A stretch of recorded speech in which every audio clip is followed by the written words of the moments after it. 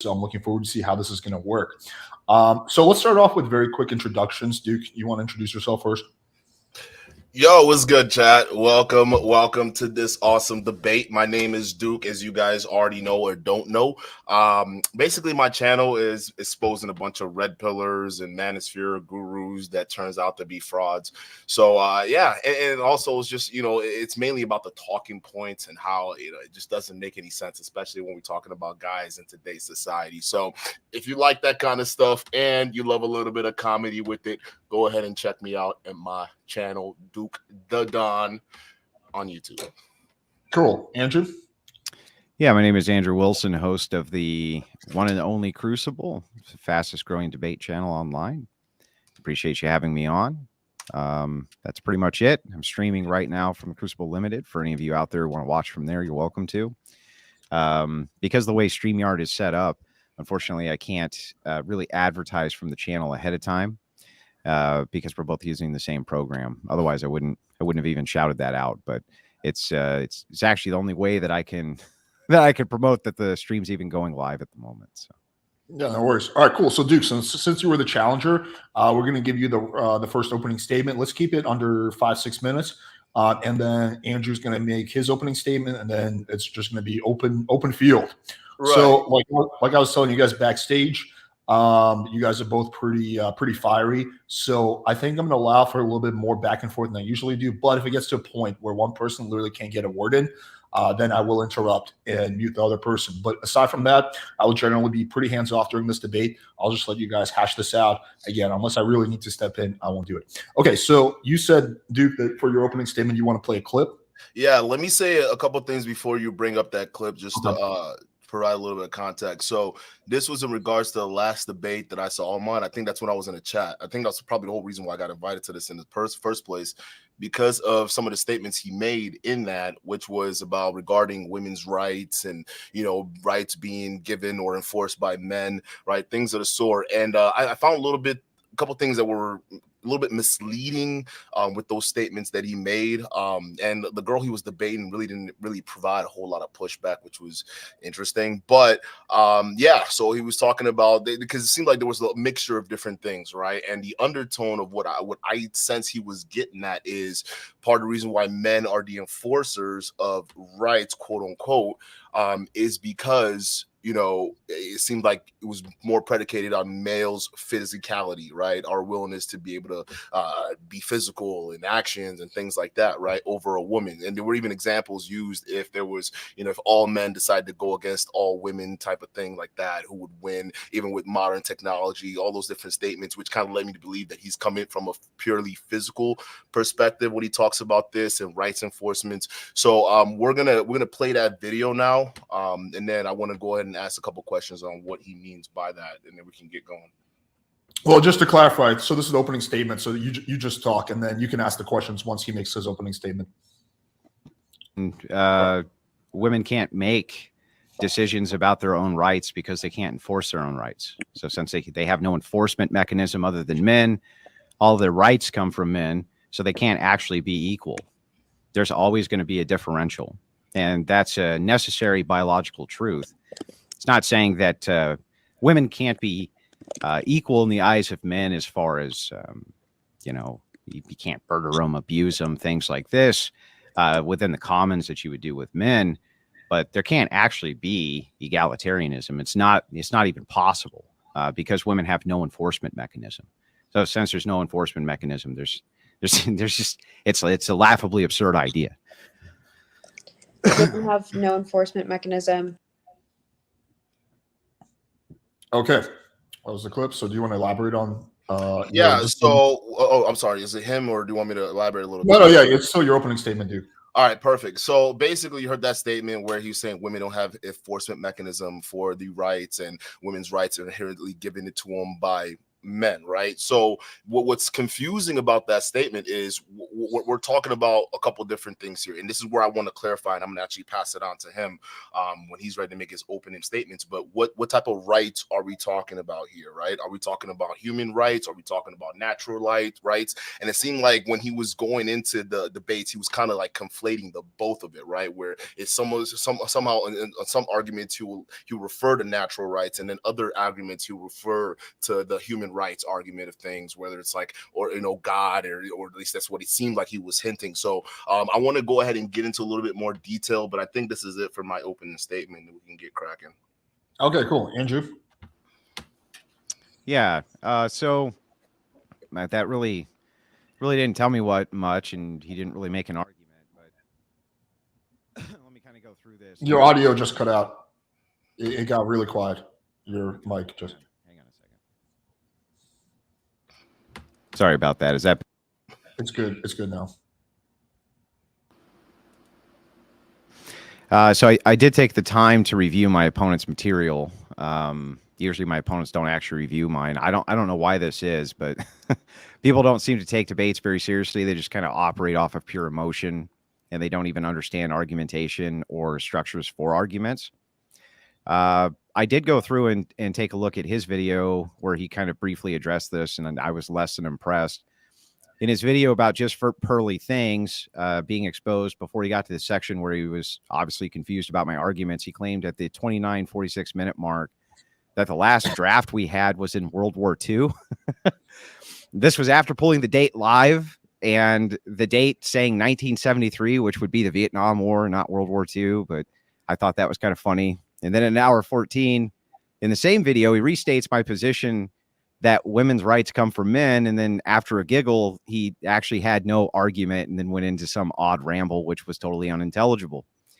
He starts by claiming we live in a structured government based around the Constitution, which is a non sequitur, and it doesn't even address my position or my argument. He then goes on to say hilariously that ever since the women got the right to vote, men can't collectively take those rights away. Obviously, this is absurd, and it's self-defeating, because who did they get the right to vote from in the first place? He then goes on to say that I brought up make-believe examples to make my point, and now that he's right about. These scenarios are called hypotheticals, and they're designed to be make-believe examples to test your logic. He then says historically societies were moving towards egalitarianism, which is also laughable. He then finishes by claiming only Eastern cultures oppress women in their framework, which is, again, hilarious because it actually proves my point. As far as kind of what he said in his opening statement, he, again, didn't really give me very much. He just said that from my perspective, he's asking if it's a physical perspective, which relies on enforcement. The answer to that would be yes. He then brings up a category of rights, which I guess we can get into, but I probably reject his framework of what rights are.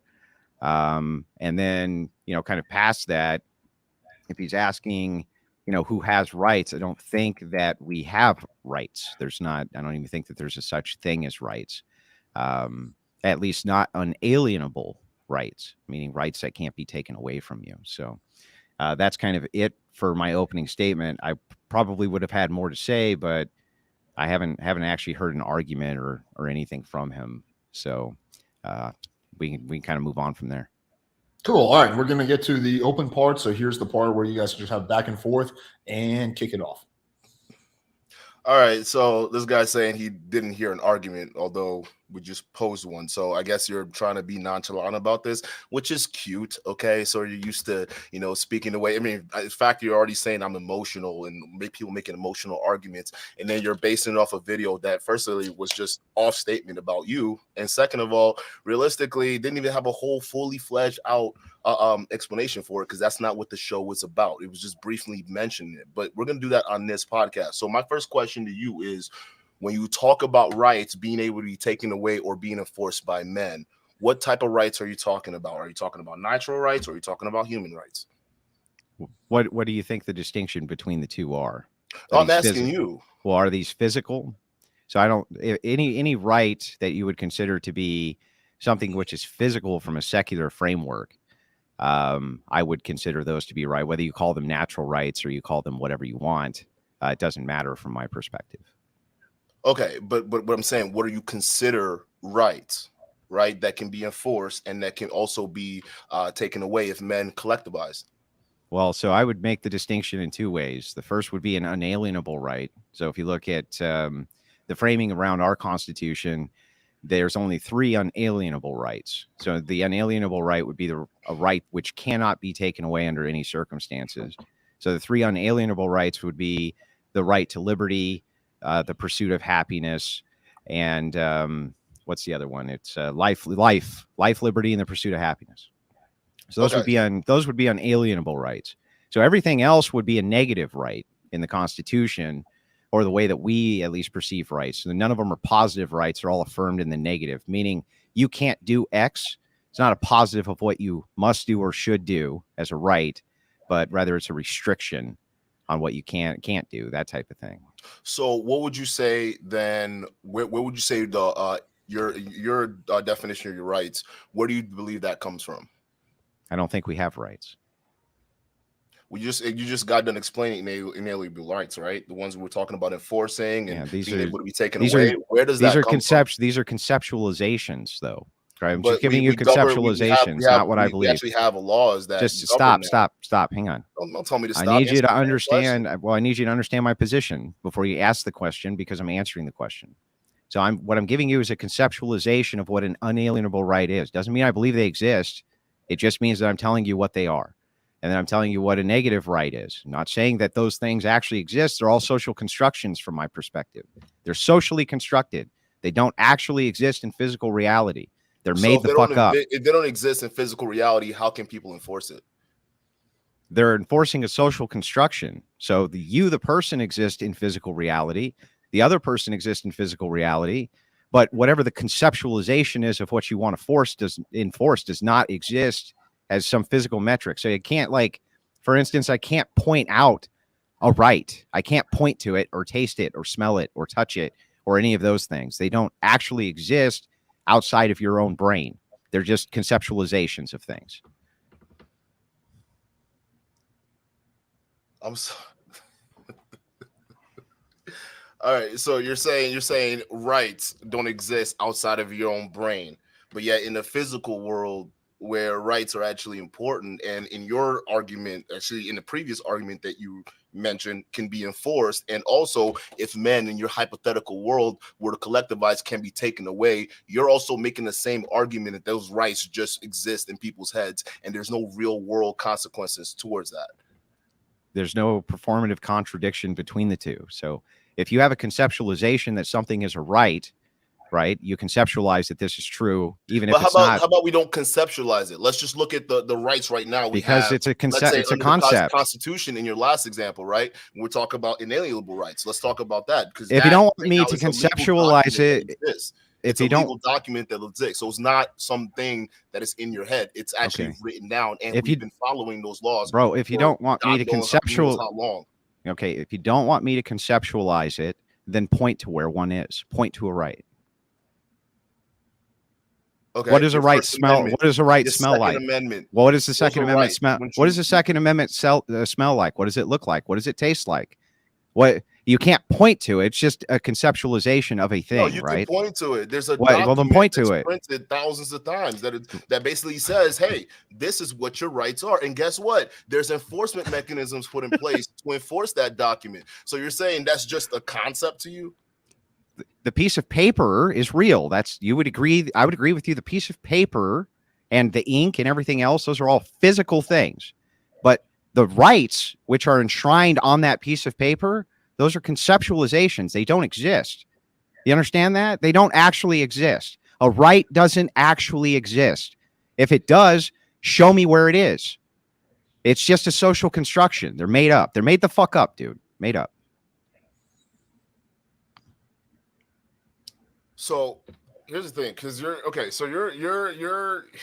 this is where you're going with this, and it's actually kind of interesting that you're taking this route, right? Because I understand where you're coming from. You're saying it's something that we conjure up. It's a concept, all right? It's one of those things where it comes from our minds. We put it out there, but at the end of the day, it's just a concept. You can't point to a right. You can't point to a thing. But again, these are the same things that have very real world consequences, whether it's human rights or whether it's natural rights. These are very things that affect people in the real world. Societies build structures and systems around these certain rights, all right, especially the ones that you consider inalienable, even the same one you used as an argument when you talk about enforcement mechanisms being the men, all right? So how can men enforce something that doesn't exist? How can they point to something and say, all right, well, that does, like, you understand how you're taking it from your conceptualized world and it doesn't make sense in reality.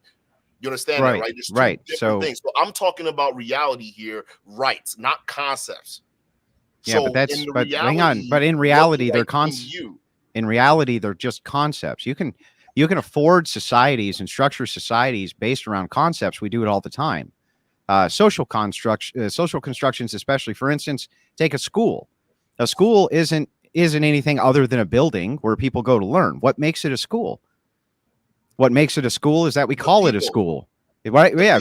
Well, no, that's not what makes it a school. A school is still a school, even if there's no people in it. The structures of the school, right? Right. So it's all. You have the teachers, you have the janitorial staffs, you even have the students to make it all work. So at the end of the day, this empty building, for instance, can be repurposed to anything else. Let me finish. At the end of the day, time out. At the end of the day, it's the people that make it up, right? They build the institution and the system that turns it into a school. The exact same people that build up the system, all right, from a fictional conceptual document that you want to call the Constitution, and as long as those people abide by those document, it becomes real. So in your other argument, no, it's not real.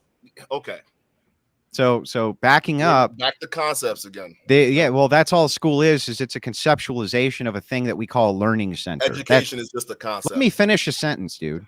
I let you talk and express whatever you wanted. Let me at least respond before you cut in. So try to understand that what you're talking about is a conceptualization which is applied. Morals operate this way. Almost everything in your life operates around social constructions for normalcy. A stop sign's a social construct, right? There's a physical sign there, but the fact you're supposed to stop there is socially constructed. It's made up. It's not actual reality that you must stop at a stop sign. You just do because you operate as though it's reality. So when you're saying, hey, let me finish, man. So when you're saying, hey, these things are applied to reality, they map onto reality, I agree with you. That's how we talk about concepts. So I'm willing to engage with the concepts being applied to reality, but you need to first start with these are just concepts and they don't actually exist physically anywhere. No, I can't start with that premise because that doesn't make any sense.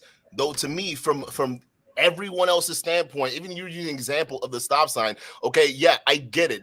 What does anything really actually mean, right? Unless there were certain laws assigned or governed to it, just like anything else. So the stop sign, it's a pact that we sign with the laws of the society we're currently living in that said, hey, if you see a stop sign, you stop, because if you don't, well, guess what? You're more likely to cause physical harm to other people that exist. So it becomes a real thing. It's still a concept. It's conceptualized. Okay, listen, I understand the concept you're talking about, but when you bring it to reality, they have real world consequences. So you can't be arguing, okay, well, it's a stop sign, it's a law, it can mean anything or it cannot mean anything. You can't really point to it, but at the end of the day, they still affect people in a very real way, real, tangible, and practically effective.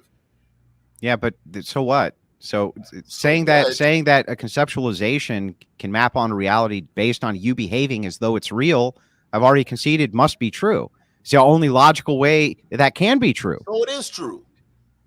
Are you listening to what I'm saying? Yeah, I just heard what you just said. So then you have to start with the presupposition that these are concepts, which you just categorically rejected. So you need to say these are just concepts. Concepts. They're not real. These aren't real. But they have real world consequences. That's what you're not understanding. You're bringing it back to concepts. No, something that doesn't exist has no real world consequence. It's a real enough document that it's governing a whole country and in relations to other countries that it's real enough. It's no longer a concept. You don't need to conceptualize the concept. No, it's still a concept. It's there. You don't even need to, even when it comes No, you still need to conceptualize it. You still have to conceptualize the rights. Explain Well, how. because they don't exist in physical reality, dude. What are you not getting about this? None of this, none of these conceptualizations. Time out. Do you believe that even before the concept of good and evil or right or wrong, do you believe that people just didn't know the difference? What? That's a total non sequitur. What does that have to do with anything? No. I'm getting to a point though. Because what's the point? The point is, no matter what, even if it's in your head, you're talking about what's the concept of right, what's the concept of wrong.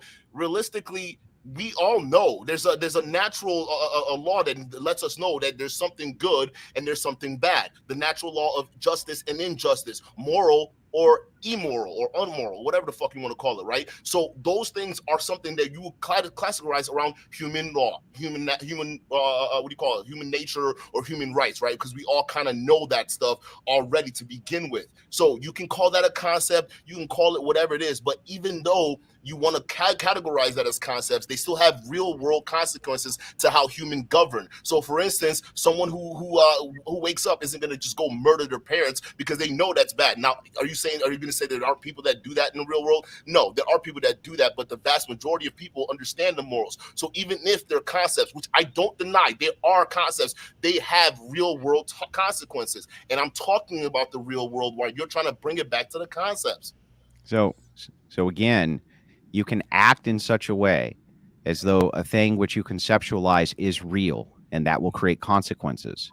But the consequences are coming from the things in physical reality, in this case, human beings acting on those conceptualizations, the conceptualizations of rights, the conceptualization that that's a school, the conceptualization this is private property.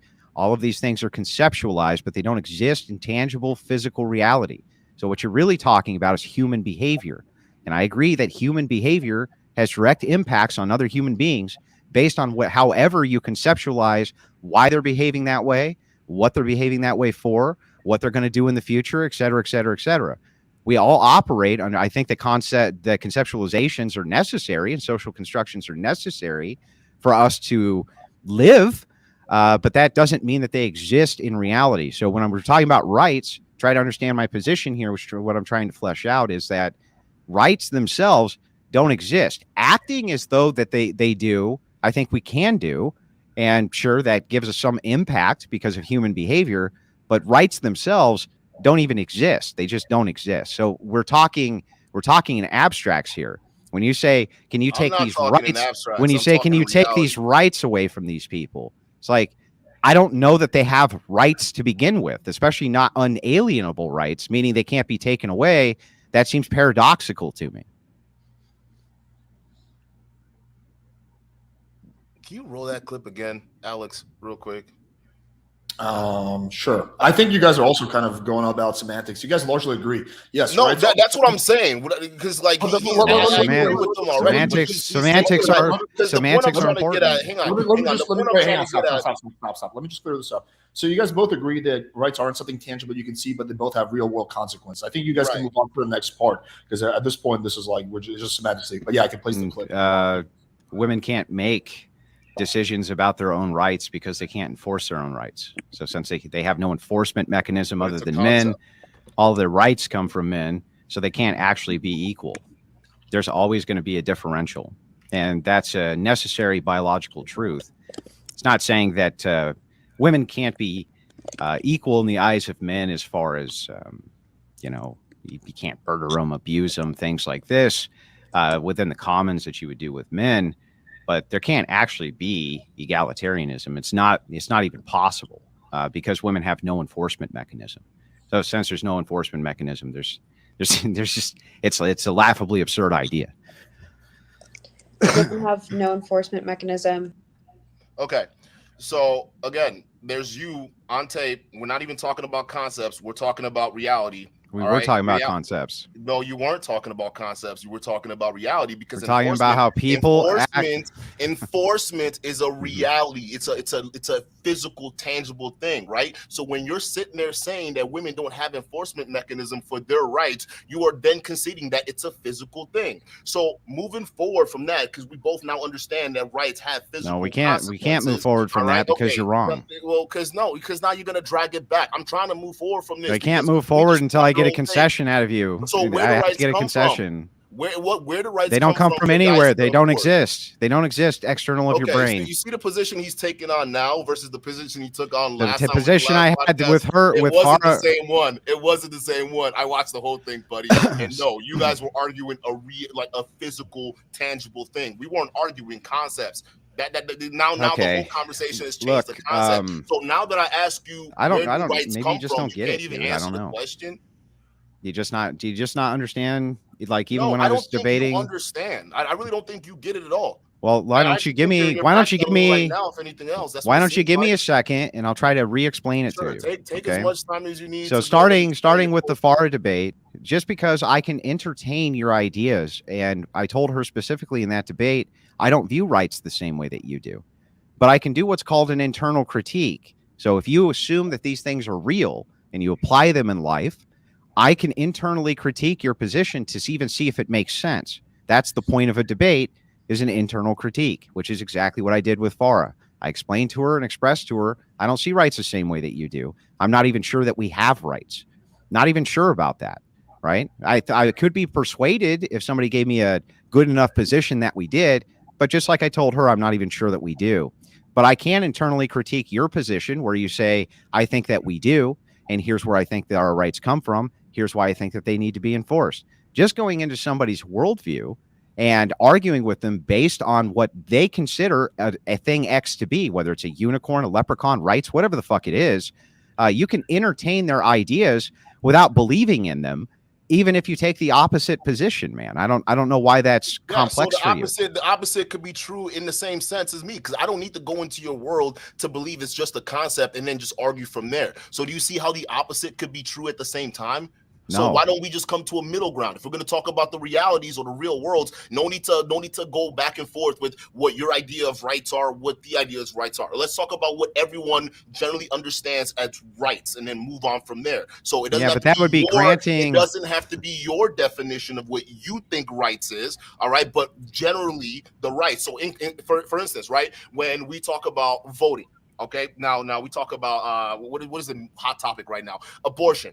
All right, that's a thing, right? So women abortion rights, that's one thing they will consider that, right? So both Republican women and men voted to remove female rights to abortion in certain states. So that's a physical, tangible thing that actually has real world consequences, because that's a situation. In your last argument, you're saying that women don't have rights because women don't have the enforcement mechanism. But my disagreement is, no, women do have the enforcement mechanism. Since we're not going to go into your definition of rights, what I define rights are pretty much given by governments. Governments, not given by governments, but it's kind of like protected and enforced by governments, which is the system or whatever society that you're living in, right? You sign a pact, they say, okay, you give up some of your rights, you give up some of your authority to us, and then in return, you get to live your life however, pursuit of happiness, live free, do whatever, as long as you abide by these rules. That's the part of your authority you give up, right? So if you sign that pact with the government or whatever society you decide to live in, all right,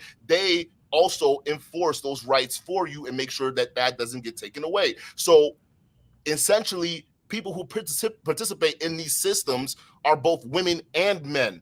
So realistically, I would agree with you if you want to talk about the enforcement mechanism at the end of the day, overwhelmingly becoming men, like in law enforcement, military, or whatever you want to add, throw that into. Yeah, but to argue it and say that women lack the enforcement mechanism to be able to enforce their rights is just wildly absurd.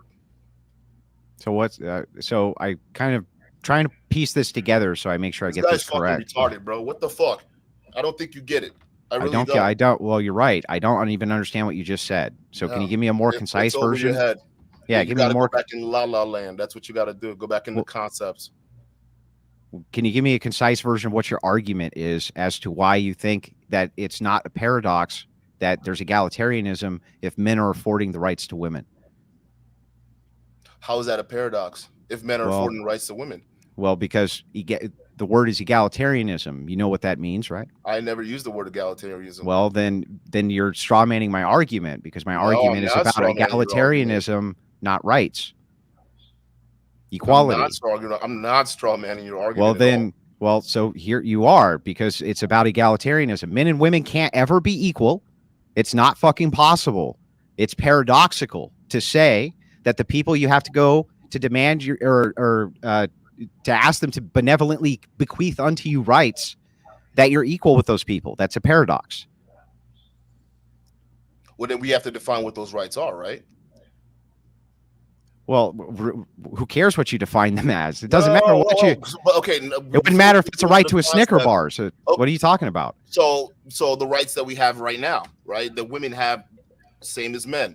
All right. So that also gets enforced. You're not going to impede on a woman's right to pursue happiness or liberty or whatever it is that she wants. You're not going to impede on a woman's rights to do any of that bullshit. So there is an enforcement mechanism there. And there are certain things that are listed that are there. So to say that it's something that is given to us by men, it's not, because we're operating under natural law now.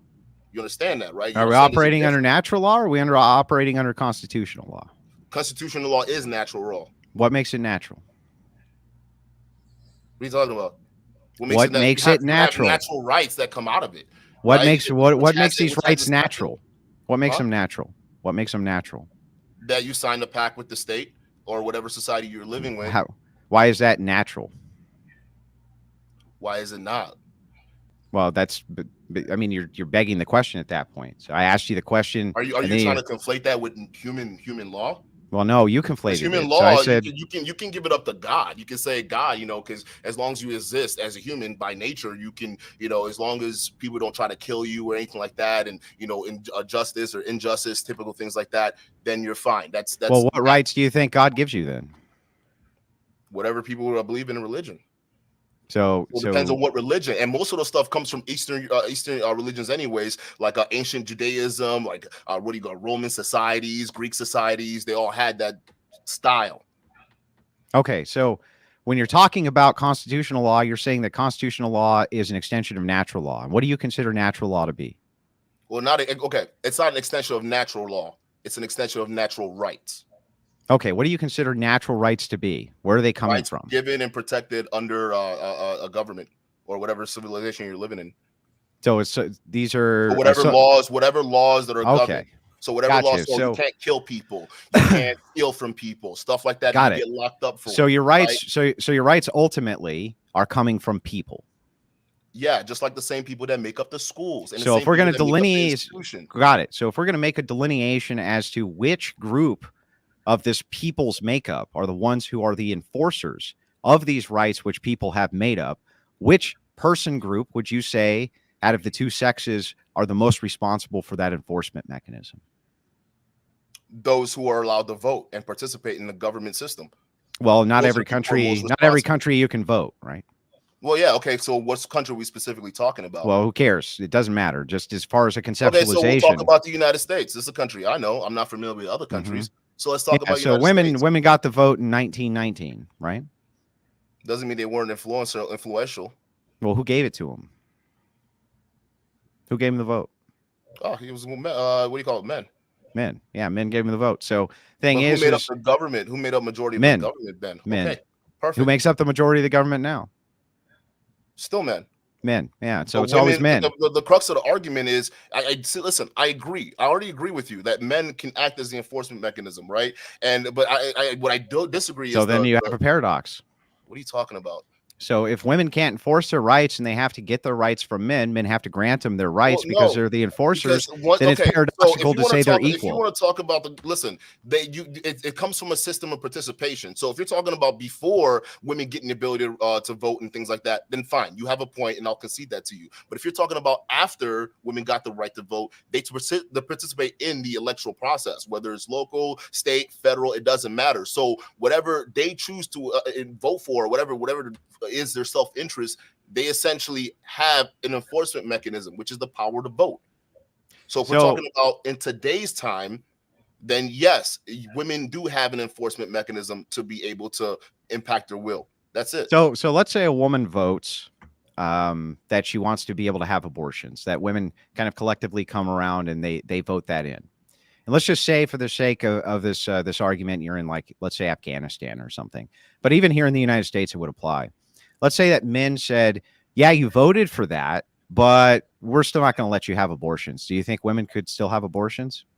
That goes against the legal process. Yeah, it doesn't matter. Do you think that women would still be able to have abortions if men said you can't have any more? If we're arguing in the United States, then if the women vote and all of a sudden people just want to overthrow it, if the men collectivize and say that wouldn't work. Why wouldn't it work? Because the way the system is set up. The system is set up at the whims of men. What? The system is set up at the whims of men. If men decide if the men decide collectively that the system is no longer applicable, it's no longer applicable. Well, that doesn't happen though. It does happen. It's happened twice here. It's happened twice in the United States. What country we're talking about? I'm talking about the United States. Talking about the United States. Okay, it's happened twice in the United States. A group of men collectivizing to try to take over the government. It's damn near impossible. No, it's happened twice. It's actually almost happened 4 different times, but the first time it happened, the first time was 1776. You know what happened then? Then the second time was during the Civil War. And in that point, they were extremely successful. They formulated their own government, an entire Southern government, and made their own new Charter of Rights and completely rejected the rights of the North. Right, but you're still talking about when the country was in its infancy and it was still developing. You're always going to have those civil unrest. The late 1800s was not infancy. Listen, what you're describing happens to multiple different. The late 1800s was not infancy. But if we're gonna, here's the thing. If we're gonna, but what we're explaining is what happens to countries at their early stages. There's usually a split off from their original colonial masters or colonial superiority, and then there's some kind of civil war fostered. Yes, that's always. Listen, that's always the case. So yeah, but so what? What? African countries right now. What? Hang on. Well, so what? It just what? Goes back on your point that you're making. And you don't no, it doesn't. Yes, how? It does. Well, then tell me that part. The point I'm making is this stuff happens when countries are in their infancy. So you're gonna have those early stages of destabilization. But over time, as a country forms their laws and they forms and they're strengthening. So what? So what is there safeguards put in place to prevent against that? Why do you think all those 2 times that shit didn't happen anymore? And if men decide that those safeguards aren't there anymore, they won't be there. Well, then, but here's the thing. The only difference is those same men have a huge wall of bureaucracy they have to fight through to even make that happen. No, it doesn't take them just collecting a bunch of guns. It doesn't take brute strength to walk up into the government and say, well, I'm going to take it over because, we're sick and tired of the system. They've done it. It's been done globally more times than you can count. 17, whatever, bro. No, that's recent. That's the Shah of Iran. What are you talking about? The Shah of Iran.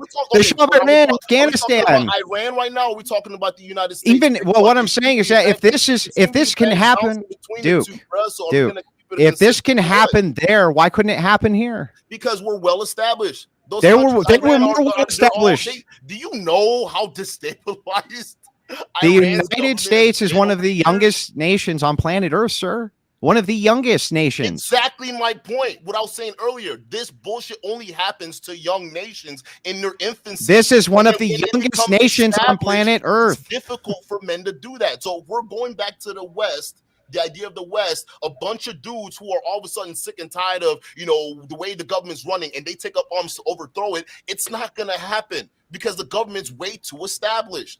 So when you're making my point, it's only in younger countries when they're highly influenced and in their infancy that insurrections and you have the changing of guard and civil wars that happen. But when we get into established nations, there's safeguards put in place because they learned from their lessons when they were in their infancy. That's how they work. So what you might have a case back in the day, but in today, you're wrong. Women do have an enforcement mechanism. It's called the federal government. You mean men? Which is largely men and women. So it's not solely men. Well, no, it's mostly men who are the enforcers, though. So politicians don't. Now you got women in the police forces. Politicians, in the military. Politicians don't enforce laws, right? They create. Well, no. Time out. One branch create laws, the other one judges it, and the executive one sort of. They're all non sequiturs. They don't care about who enforces the laws. Non sequiturs. Jesus fucking Christ. Yeah, they're not addressing my argument, which is who you can say who makes the laws, and I would agree with you who makes laws, but who enforces the laws? The government. Yeah, but That's holding. if you were When you to sign a contract with the when you sign a contract with the state, aka your citizenship, you're basically going into a societal agreement. All right, you agree to give up a certain amount of your rights, and in exchange for that, we will protect whatever is left of yours. All right, so that's the whole thing. So if anyone, meaning any other human being, all right, that breaks the laws, meaning they accost you in some kind of way, where they steal from you, or they try to kill you or your family members, all right, your rights will be enforced by the state because that's the contract you signed.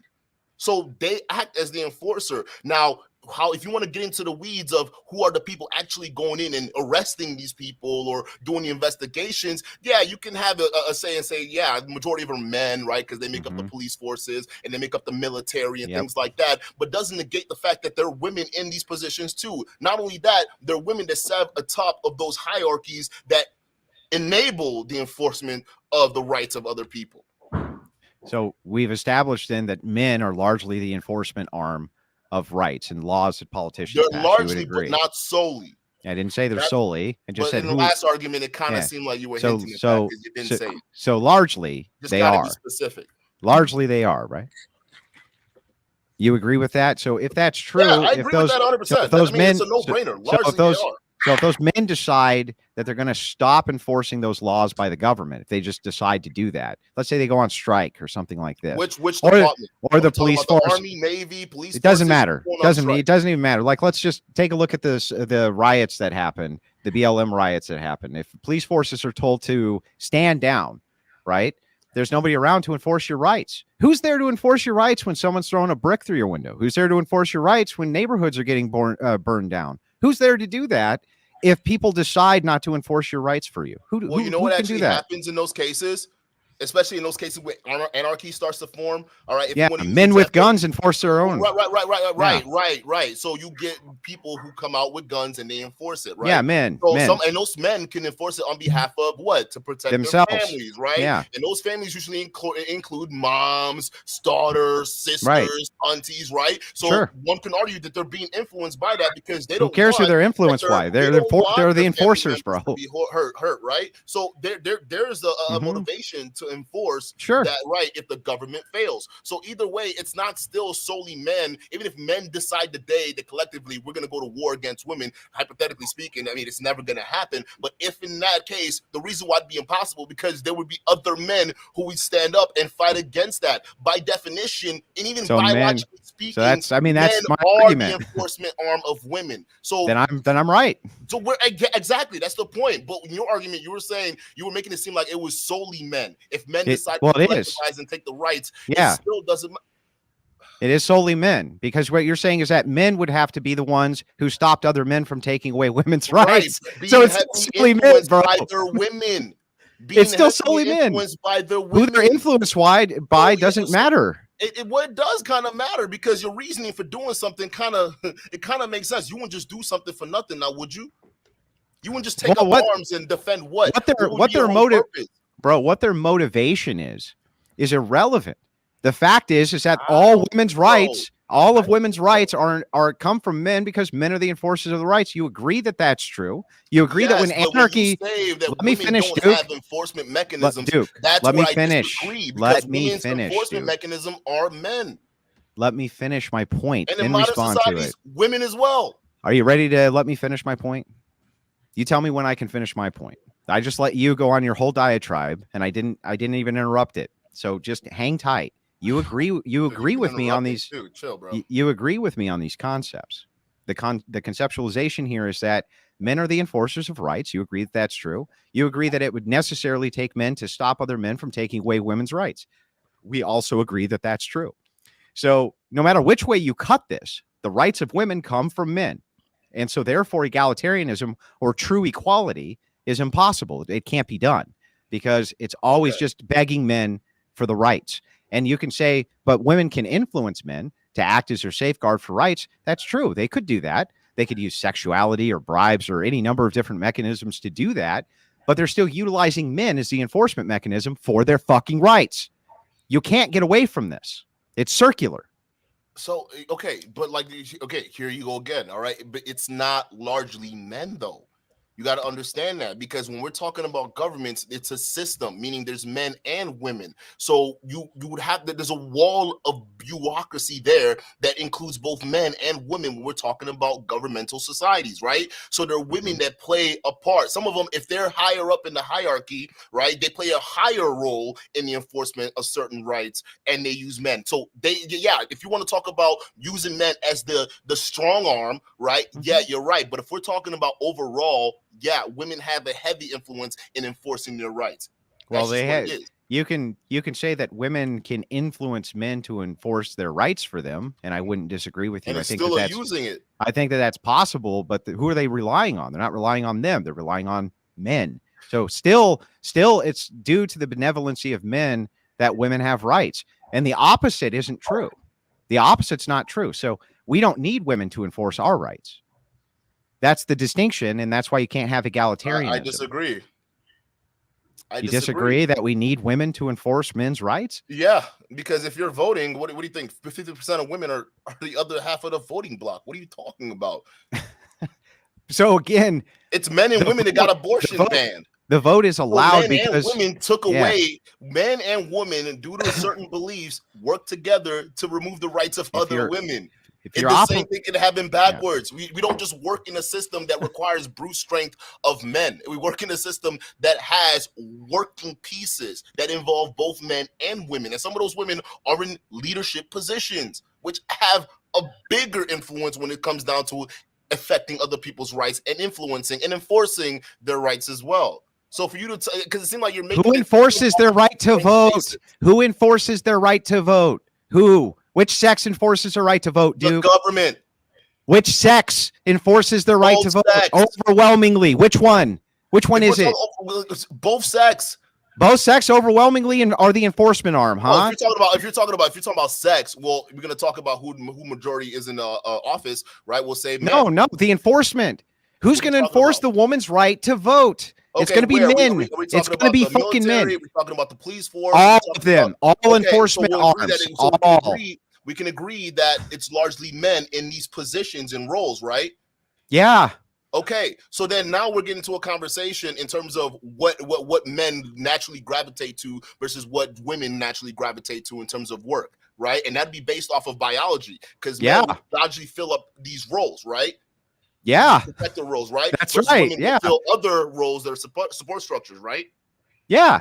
Okay, so be that being said, it's basically people working together to make that happen. It's not.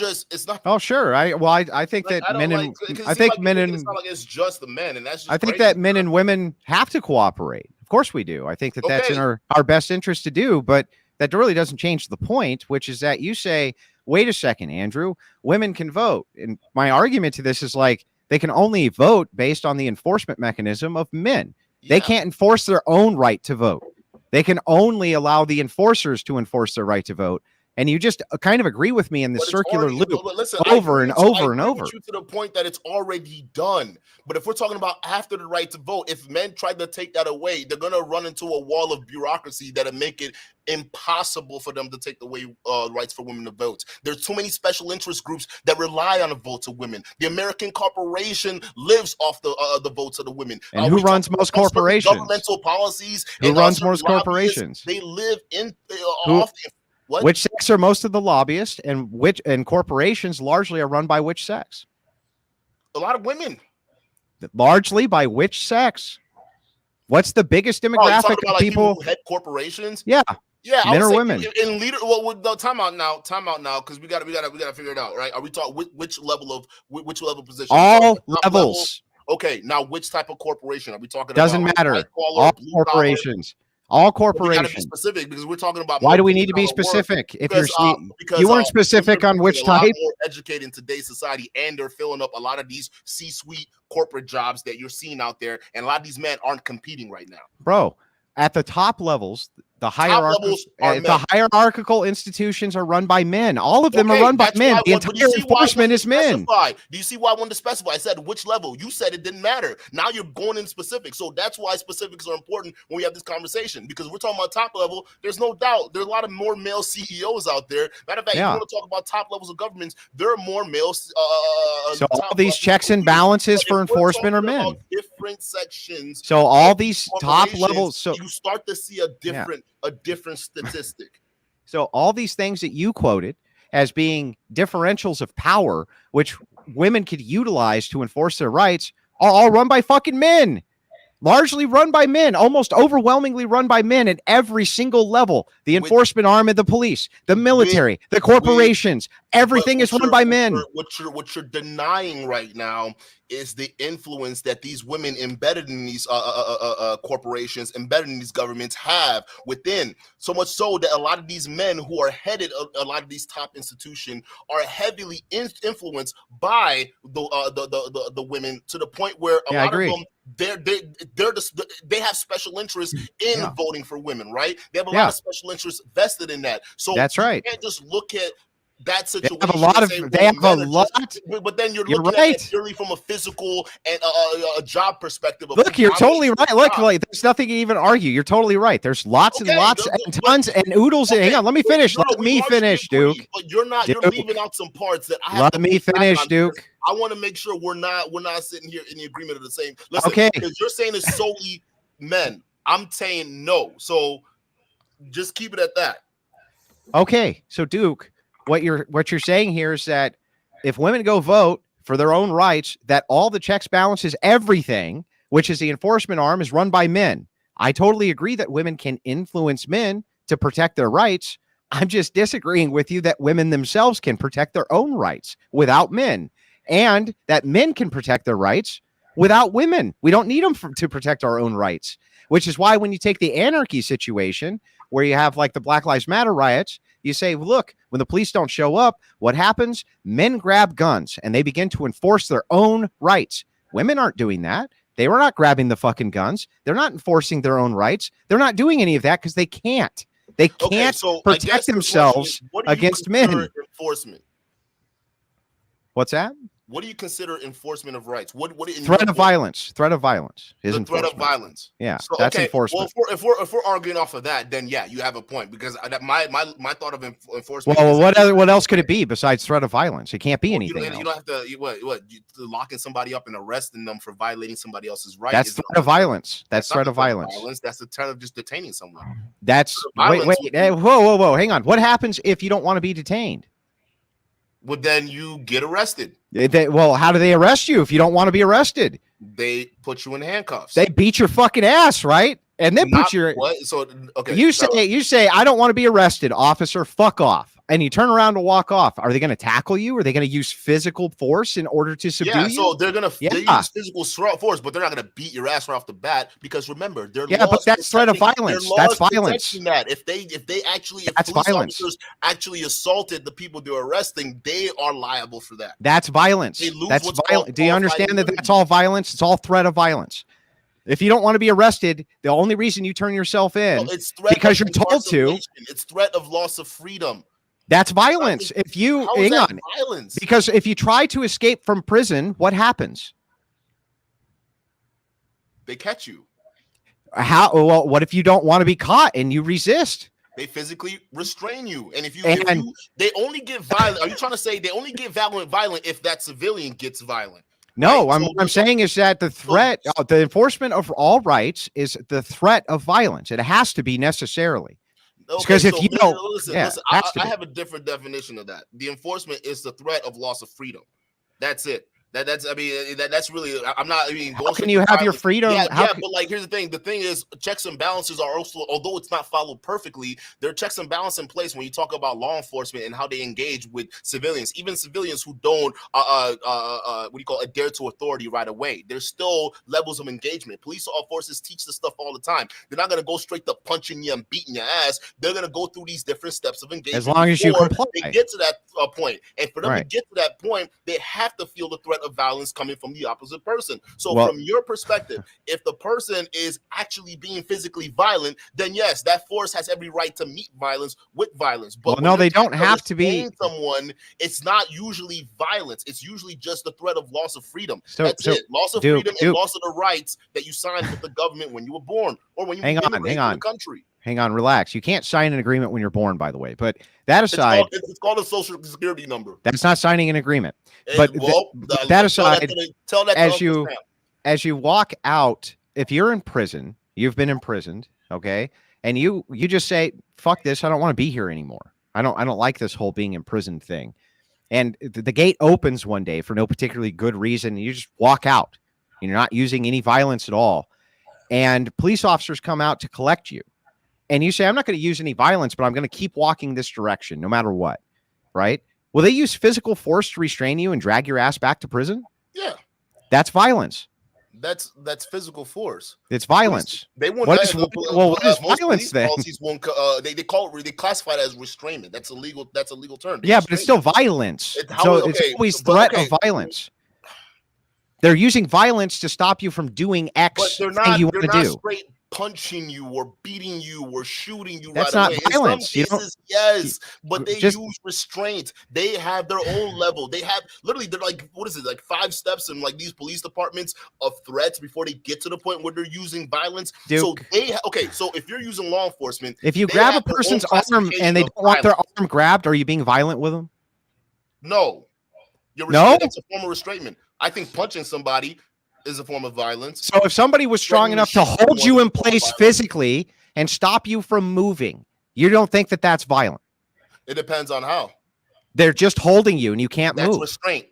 Yeah, so that's not violence in your mind. So if somebody who's super strong, so if you went violence, where it turns to violence is while they're restraining that individual, they're punching them. They're committing some kind of so hang on. So if a 5 foot, let's say you were dating a 4'9" woman, okay, and she was 96 pounds.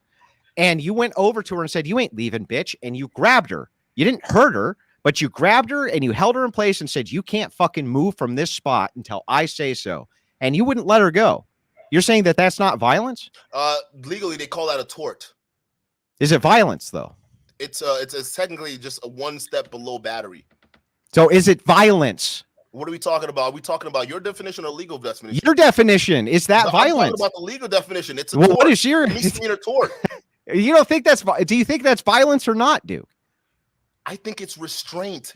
Do you think that, so you don't, would you say then the answer is no, Andrew, you're not being violent with this woman? Physically restraining someone is not being violent. So then just say no.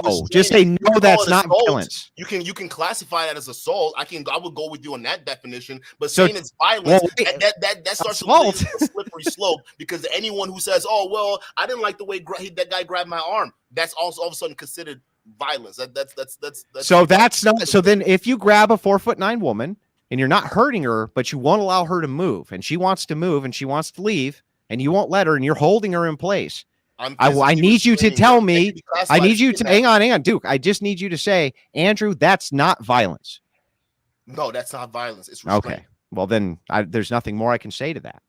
We're about an hour in. I want to clarify the disagreements because I think there's a lot of semantics going on. I'm honestly, a lot of the chat is confused about what your differences are, and I am too, to some extent. So let's just go one by one and very clearly and succinctly, if you could just clarify in a very succinct way what your disagreement is with the other person. Why don't you start off, Duke, since you're the challenger, and then Andrew can go next. Go ahead. Well, see, my disagreement that kind of already got clarified, because it seemed like we're on the same page. He just has a different definition, was that men being the sole provider and the sole enforcer of rights, right? If we're talking about right now, it's not the case because we have the system of government, right? And then when we talk about where rights come from, I mean, we got to go into concepts. So my definition is the pact that you sign with the state, all right, where you give up your rights, and then life, liberty, and the pursuit of happiness, and your rights to not have that impeded by anybody else, all right? So that gets enforced by the state, all right, and not just by solely men, all right? It's by men and women that make up the foundation of the system of government. That's just basically it. That's my major disagreement when he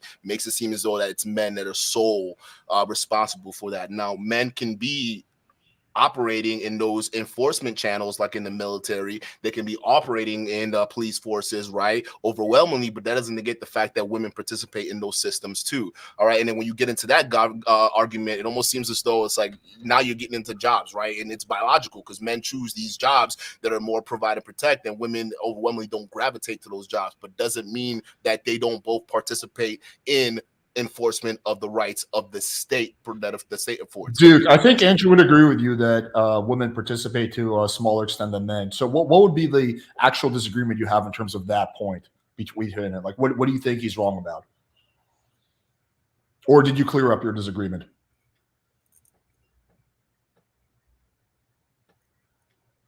Duke, can you hear me? Oh, so I thought you were talking to him. Can you repeat the question? Yeah, I was saying I think Andrew would agree with you that women participate in the enforcement of rights to a small extent and that they're involved in the system. So what would be actually your disagreement with him specifically in terms of, or did you clear it up? That was my main point, because I was, like I said, that's why I brought up that video, because if you played that video back, the way he was talking to her, and this was that was like 4 minutes into the what do you call it, the live stream you guys had. So right off the bat, when I saw that, I'm like, what is this guy saying? He's saying that men are the sole enforcers and givers of rights. What society are we talking about here, right? And then all these other things where he's got to bring you into these hypothetical situations to kind of make a point, but it doesn't mesh well with reality, because reality, it's a body, it's a system, it's a bureaucracy. Before you can even have a group of men collectivize and make something happen, you're going to have to work through that blob that's there, right? That just is what it is. So I think when you're making arguments like he did in the last debate that he did with that one chick, right? I think it's important to kind of clarify what you're saying, because it honestly sounded crazy. Okay, let's kick it off to Andrew. Andrew, do you have any specific disagreements with Duke? Yeah, I mean, kind of where to begin. So kind of back to this topic of violence. I'd like to know what your definition of violence is. Causing physical harm. So do you don't think that imprisonment's causing physical harm? It depends on what happens when you're in prison. Being in prison by itself doesn't cause physical harm. Maybe mental harm, psychological harm that could eventually lead physical, but imprisonment itself is not physical harm. It's not violence. Neither is restraint. Violence? Restraint isn't violence. So you wouldn't say that somebody imprisoning if it's unwanted, but it's not violence. So you don't think somebody imprisoning you against your will is violence? If it's against my will, I'd basically call it kidnapping.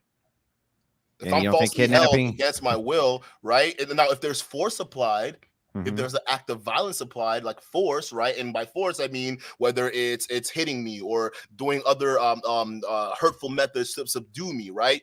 Then we would classify that as a violent imprisonment. So a guard up in a tower with a Mini 14, which is what usually prison guards carry. Not too many of them in American prisons, but there are always a couple on staff who have Mini 14s. They're up in the prison watchtower, and they're there.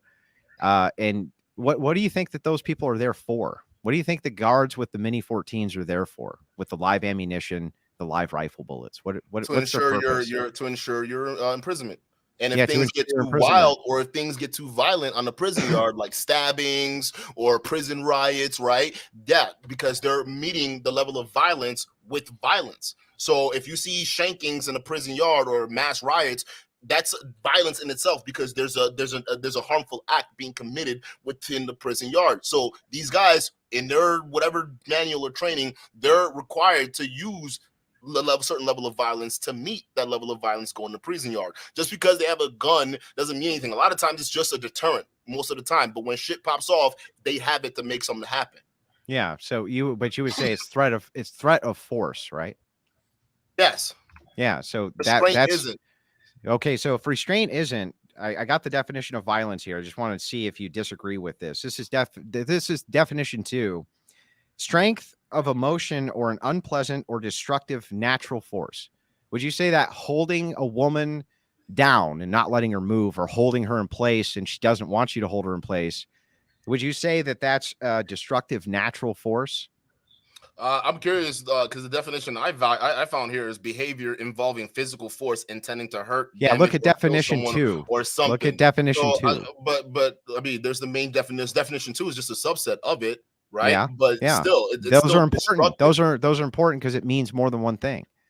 So when we're talking about this, we're talking about violence. Would you say that strength of emotion or an unpleasant or destructive natural force would apply in the arena of you being forced down against your will? Keyword destructive. So yes.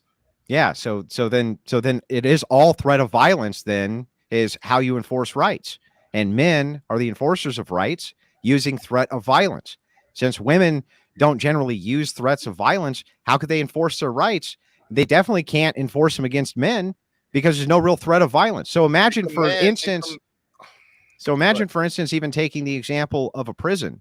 Can you imagine if you were to take MS-13 and imprison, let's say 300 of them in a prison, and then you made all female guards? What do you think the outcome of that would be? Well, we know what the outcome of that is going to be. Physically, it's not, you'll have some of these, what do you call it, prison guards probably sleeping with the inmates. Some of them will probably get taken advantage of, right? So it's not very practical, right? See, I'm not denying that. Listen, the reverse is practical. Why is the reverse practical? Because listen, what you're making the argument that makes my point. It's a purely physical thing, right? Because men are physically superior than women. So that's what you're classifying as one of your main aspects of enforcement, right? That men have. So I get that, but I'm saying that there are aspects that women have too that doesn't have to have physical force, right? Doesn't have to require that, but they influence others that do have that capability of physical force. You understand? So again, like I said, we're not disagreeing here. It's there's no disagreement. You just have to concede. I want to make sure it's different. Then here's all the concession you need to make. Then is that, Andrew, you're right, that rights as far as women go, their rights come from men because men are the enforcement arm of all of women's rights. I got to push back. They don't come from men. They come from the system. They come from government. That's it. That's all men. The government itself is made up of a bunch of other people, men and women. Mostly men. Not solely from men. Maybe before the right to vote. But all of the government's enforcers are men.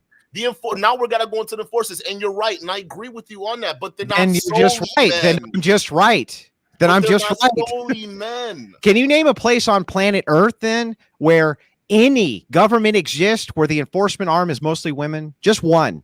Anywhere. No, because that's not practical. Because they can't, because women can't enforce their rights, dude. I'm sorry, they can't. They can't do it. Like, that's not practical. It's just a descriptor. If a woman wants to enforce her rights, okay, she'll find other means of doing it. For instance, when the what do you call it? The prohibition happened, right? Before they even got that passed into law, women did physical acts like marching. All right, there was even an old granny that went around going into different bars, smashing up their drinks, smashing up their liquors. The guys were there; they were actually stunned, and none of them really did anything, right, in terms of enforcing their right to drink. Now, when this old lady was in there beating up the chairs and tossing all that stuff, right? And you know what she did? She said, "Well, God told me that I have to do this," and it scared a lot of these men. So much so that it made her some kind of small town folk hero that gave other men the inspiration to ride with her to get prohibition enacted. So that was due to a woman having physical force, or at least using physical force. Now, when we're talking about physical force, what physical force did she use? What physical force did she use? She used a cane to destroy a bunch of beers and booze and windows. Yeah, but she wasn't applying physical force to men. No, that's why I just said that. Right? I just said that earlier. They don't have to use physical force against men, but doesn't mean that women don't have the ability to use physical force to get things done.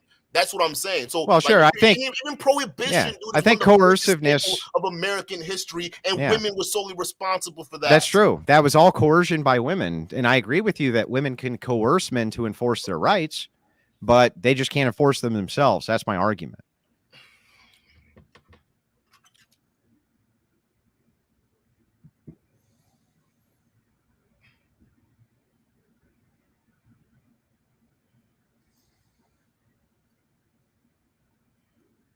What's going on here? I don't have anything else to say because we're just gonna keep going back in circles.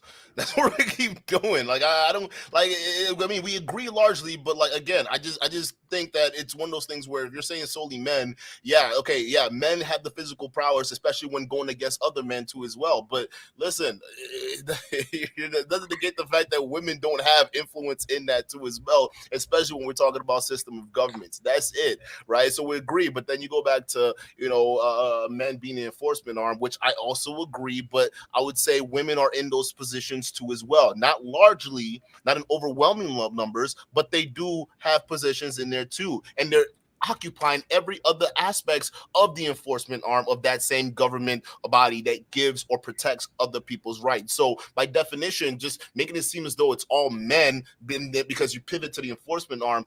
Okay, you may have a point because they fill out those roles, but still they're not. And we're talking about in a modern country, they don't overwhelmingly. In any country, they overwhelmingly do. Yeah. I said in the modern country. Well, no, in any country on planet Earth. There's not as many women in these physical forces like Army and Navy or even the police forces in other countries compared to the West. Yeah, so, but even then, no matter where you're at. If you want to go to Saudi Arabia, you may have a point there. All right, but we're talking about Western countries. There's a reason why the East and West are completely different. It's not only economy-wise, culture-wise, but just everything-wise, because our values are different. I agree that we have different values, but and that's what makes the country work. There's some values you can't get away from, which is that the enforcement arm in all of these nations is always going to be identical. It's going to be men. Since men are the enforcement arm, saying that we can actually have true egalitarianism or true equality between the sexes is fucking ridiculous. If you have a conceptualization in your head of what a right is, and that right should be afforded to women, you have to necessarily say that they're coming from men because men enforce those rights. And so since that's true, it's paradoxical to say that we can have an egalitarian society because at any time they choose, men can revoke that status of enforcing women's rights. So let's get into this egalitarian thing for a second. All right. So okay. Listen, in terms of obviously men and women are not equal. And one of the biggest thing to point out is the physical aspect of it, because that's one of the main arguments that a lot of people point out to, right? But that's simple to look at, right? Well, yeah, it's simple. It's simple to look at, right? So it's usually the physical thing. But this is why a lot of these laws and policies are been in place, right, to try to level the playing field. Now, the playing field would never 100% truly be leveled because even some coming down to sports, right? Men are Then we have no disagreement. Sports, right? Then we have no disagreement. Then right. So that's what I'm saying. So when it comes down to all these different things, right? I would say when we're talking about equal, I would say in the form of maybe not physical, but in terms of other aspects to complement what men do, absolutely we can have a society, right? And that's why there's certain things, right? Even the government, right, that are influenced by women, they also cast their votes to put things in. Like I don't know if it's overwhelmingly women that are responsible for affirmative action, but one can say affirmative action is kind of a way to try to equalize the playing field in certain fields, right? Where they demand certain jobs be staffed with what do you call board members, be a certain amount of women or things like that, right? That's certain their way to try to level the playing field in those aspects. Now, I think on one hand, you might have success in the short term, but on the other hand, it might pose some troubles in the long term because you're not looking at other qualifying measures, right? Whether if they're actually qualified to do their job versus what the gender they are, right? And you can also make the same argument with race and these other things, right? But it doesn't mean that even women who are put in those certain positions, they don't have the competency to be able to work those positions, because they do. A lot of the work is, we're basically largely in a service economy right now. So you don't really need a lot of that physical labor or that kind of, even though those jobs exist in overwhelming numbers and men aren't filling those jobs, you still in the modern society don't need that physical movement or physical force. So yeah, when we talk about a society, we're trying to get an equal amount of participation in the economy and in workforces, especially with women. Yeah, you can understand why those laws are put in place. But if we're talking about, I think your argument, it goes back to the physical thing. I think in that aspect, when we're talking about getting women in terms of using things other than just physical attributes, I think there can be some equality in there. Because for instance, even when we're talking physically, we can't give birth and women can't. So that's there can't really be though. There can't really be equality because again, if the enforcement of any of these things that you want to do, like let's say, and I'm not saying you specifically want to do them, I'm just saying you is like a euphemism, right? But if you say like affirmative action, let's say you want to implement affirmative action, you're going to need enforcement to do that, because if you have people who aren't complying with affirmative action, you could say, I'm going to shut your business down. They say, well, no, fuck you. I'm not going to shut my business down. And you're going to send enforcers in, and those enforcers are going to arrest them and shut the business down, this type of thing. Under threat of violence, those are always going to be men. So again, it can never truly be equal ever. Yeah, but I'm saying if we move the physical stuff aside, because now you're bringing it back to Well, you physical. can't. Yeah, if you got someone who's got to physically enforce the law and not enforce the law, but enforce whatever. Yeah, okay. Largely, guys are going to be more effective at it than women. You got no arguments there. If we move the enforcement side set aside, right, You and we're just talking about C-suite jobs or even jobs that are like, you got a desk and a chair and you got to type away or do some call center type shit. It's stuff that men and women can equally do, right? So it's one of those things where in certain aspects, when you remove the physical, there's certain equalities that's there, and there's certain laws to protect those rights too as well. Now, I would say that with the rise of feminism, it's gotten a lot more worse than what it is, right? But overwhelmingly, the women now and today have just the same rights, aside from the physical, as men do, right? They the right to liberty, life, pursuit of happiness, all that thing. We as long as men let them have it, yes. Guys, wait, in 5%, I want to wrap up the open portion of the debate and move on to closing thoughts and then super chats and then open panels. So just a 5-minute heads up to making the arguments you want to make. Well, can we just go to closing statements then? If Duke is okay with it, sure. Yeah. Okay. All right, Well, cool. you open first, Duke. I'll close first, so you have the last word. I think that's fair, right? Yeah, go ahead. So largely, I'm not sure when we started fleshing this out that there was that much of a disagreement. I think Duke actually agrees with me. He just kind of, I think, doesn't want to concede that he agrees with me, but I think he does. That kind of largely rights enforcement comes from men, and it always will, and it does everywhere on planet Earth, even right this second. I don't think he disagrees with any of that. And further, that women's rights definitely are going to have to be enforced under threat of violence, and so it's the enforcement arm that really gives them their rights. So, I mean, you really can't run away from the fact that men give women their rights. They don't get it from anything other than, now he made some good arguments that I've heard before that I can just kind of concede to right away because they don't actually hurt my point, which is that, yes, women can use coercion as a form of cooperation. Women can use coercive tactics in order to have men enforce their rights against other men. I see them do that all the time. They seem to be fairly effective at it. And I think for the most part, men tend to want to protect women. So we kind of go out of our way to kind of yield to that coercive nature. We kind of go out of our way to yield to that coercive nature. And we're very indulgent because we're very benevolent. Men are benevolent at the end of the day, really. More benevolent, I think, even than women are. So I can kind of concede those points, but it's kind of irrelevant because on the whole, whether or not men can grant these things to women, or women can use coercive measures to have men grant rights on their behalf, men are still the ones who are doing the granting of the rights. And there's just really no way around that. No matter which logical chain you walk down here, you're always going to come back to men and women cannot truly be equal because the grantors and guarantors of rights are always going to be the physical enforcers, which are men. And if men collectively decide not to enforce women's rights, women cannot on their own behalf do that. So therefore, you just kind of have to concede that this is a truism. It's a descriptor of what is, not making an ought claim of what should be, or even that it's moral or right or great or anything like that. Just saying this is the truth and this is how the world operates. And there's really no way around that. So I appreciate your time, by the way, Duke. I appreciated the debate. I thought it was fun. So I'll yield the rest of my time over. It was interesting. To even piggyback off of that, there wasn't anything that we disagreed in. It's just basically the statements is what I have, like the way it's structured, right? Because the point he's making, and I completely understand, when you look at these top levels of government, top levels of corporations, men usually fill out that spot, right? So if he wants to make the argument that rights are given to women by men, right, from that standpoint, because men had a lot of these organizations, I can see where you're coming from. But if we're talking about in the sense of governments and what we think rights are, meaning equal pursuit of life, liberty, and happiness under the law of the society you live in, and I'm talking Western societies here, then yes, rights are enforced by men and women that participate in those governments, whether they're talking about enforcement being physical, although not in large numbers, right, in the military or in the police forces, then yes, but even in governmental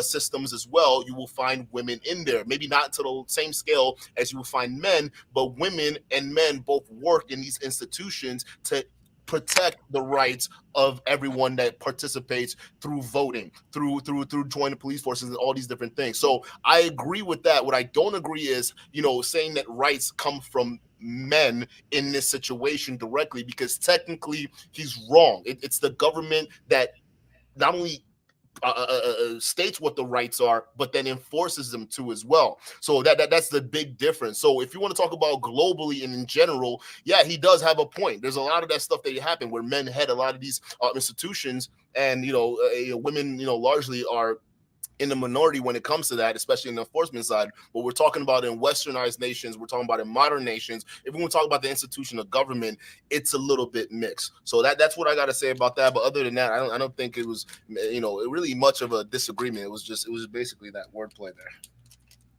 All right, cool. So let's get into super chats. We have 7. Okay, questions for both. Because of feminism destroying the family unit, do you think men will get together in the future and overthrow the system, creating patriarchy? 1/3 of men didn't get any last year. Okay, let's kick it off to you first, Duke. All right, it says, because of feminism destroying the family unit, do you think men will get together in the future and overthrow the system to create the patriarchy? No, I think men or women are already doing that. It's called the right. Right. So if you think about what do you call it? The whole political space right now is a pendulum. We just came in from 6 to 10 years of just leftist woke shit. And that pendulum is slowly swinging towards the right again. Right. And the thing is that it was actually, I wouldn't say it's by design, but think about it. Right. Kids who grew up in the Bush era, who were still in kindergarten or things like that, who, were under that heavy Republican or conservative bullshit, even going back to the days of Reagan and things like that. Right. A lot of them, they grew up with a different type of mentality, right? And this is what most people call leftist type of mind mentality or ideology, things like that. These kids grow up and they get infect these institutions, the media, even government institutions and other corporations, that you see a lot of these mentality being enacted physically, right? So I think that men and women, excluding the men and women who are sick and tired of the cancel culture, they're sick and tired of the, you got to pronoun this and pronoun that. I think it's going to be a collective action to go ahead and turn things around. My big worry is that we might actually drop the ball and have the pendulum swing too far to the right. Okay. What's your answer, Andrew? Well, the answer is yes. You can kind of see this happen in real time now. There's more and more women who start off kind of as feminists, who go after different men's rights advocates. And the more they intermingle with them, kind of the more sympathetic they become. I don't think it's intrinsic to women to hate men at all. I think that they, generally speaking, love men. They love all the things that men provide, and they tend to enjoy us very much as we enjoy them, in fact. And it's interesting to see how many of them have become, especially in the last decade, extremely sympathetic to men's advocacy and men's rights. So I do think that you are starting to see kind of a pushback against this feminist propaganda. You're starting to see a lot of prominent women push back on the right to vote for women. And there's good reasons for that, in fact, which we can even get into. But yeah, they're pushing back on that. They're pushing back on all sorts of things, which are more privileges than they are anything else. So I do think that the pendulum is beginning to push back against that. How far it goes, who knows? Who knows how far it'll end up going. But I do think that you're definitely seeing that for the first time in my lifetime. So I'll answer as well. I do agree with what Andrew said, but in terms of a full-on overthrow by men who are not getting laid, no, because typically, not vast majority of the time, men who are not getting any are not in positions of power. Because if you're in a position of power, chances are you're going to be getting some. So it's a little bit of a paradox. So the men who are not getting in laid or not having any success with women are not in a position to overthrow anything, right? And the men who are, getting a lot of, girls or whatever, they're married, they don't have no incentive to overthrow the current dynamics. So, disenfranchised numbers to X amount can overthrow institutions using legitimate power structures. So it is possible that you could have enough actual incels, not the LARPing incels, but men who can't get laid, I guess you would call it, whatever. It is possible that you could have such a huge disproportionate dynamic like you do in Japan with the herbivore movement that you could actually see dominant power structures come out of that. So I'm not sure I agree with Alex. I do agree with him in the sense that we're not there yet, for sure. But I can see it emerging. It's emergent. Theoretically, it could happen, but I would say, just to counter that real quickly, like, what percentage of people in power do you think are incels? Like, I would venture to say it's a very small percentage. Here, right now. Yeah. But this movement seemingly just really got started, where you have men and women kind of coalescing around the unfair shake that men get versus the amount that they give to society. So I think that you could see enough disenfranchisement where you could start to see actual power structures form around this. Now, this isn't going to be anytime soon, but within the next decade or 20 years, I think you might be surprised. Okay. All right, let's move on to the next one. The idea that enforcement ontologically precedes rights is bogus argument of might makes right. It's true, all tyranny is permitted. I think this is directly towards you, Andrew. Do you want to respond to that? Yeah, so I'm not saying that, so I'm not even making an ontological argument here. I'm not making an ought claim, as in what I think should be the case, because you are right. You could attack kind of the presupposition here and say, no, there've got to be some rights that we can consider rights or something like this. Rather, I'm just giving a descriptor of what is. And what is right now globally is might makes right, whether you like it or not. That descriptively is true. And it seemingly has been true for about 3,500 years. It doesn't mean that it's correct, but it is true as far as how the world operates. Okay. For Duke, if an EMP hit and knocked out the power grid for 2 months, how long could women survive without men? So if the EMP hit, are all the men dead? No, assuming no one's dead. It's just electrical collapse, like no computers, no technology, no electricity, nothing like that. but they don't have access to men women for would some reason. survive as long as it takes to get the grid back up, and the men got to work for it. So the question sounds stupid. It's missing some shit. Well, it's not missing. Well, it's not missing anything. It's missing reality. If an EMP hit and knocked out the power grid for 2 months, how long would women survive without the men? That's already assuming that the men got knocked out. With right. It's an entailment of the hypothetical that there's I'm no not access to dealing in men. hypotheticals. I don't deal in hypotheticals. Yeah, why test your logic? That would be absurd.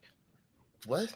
Why test your logic? That would be absurd. That would be absurd to test your logic with a hypothetical because it doesn't directly map onto reality, which a hypothetical isn't supposed to do. The reality of the statement is if it got knocked out, where are the guys? The guys didn't get knocked out either. The guys in the purpose of the hypothetical, it's been explained, aren't there. They're not there. It's an entailment of hypothetical. It's literally how long could women survive without men? What does without mean? Men are still there. So what does the word without mean? The men are right there. Does without mean with? They're not surviving without the men. What does the word without mean? So the better question would be for Duke, if an EMP hit, all right, along with a hydrogen bomb that only kills men and it knocked out the power grid and there's just women left for 2 months, how long would women survive? So you understand the intent. Did you understand the intent of the question? Huh? So you understood the intent. You understood the intent of the question. Let me try to steel man what Rachel's saying. So let's assume there's a virus that comes out of China that kills only men and every single man dies. So I think her question is how long, and let's assume that at the same time an MP goes off and kills all the power. How long would it take for women to rebuild? I think that's what she's getting at. All right.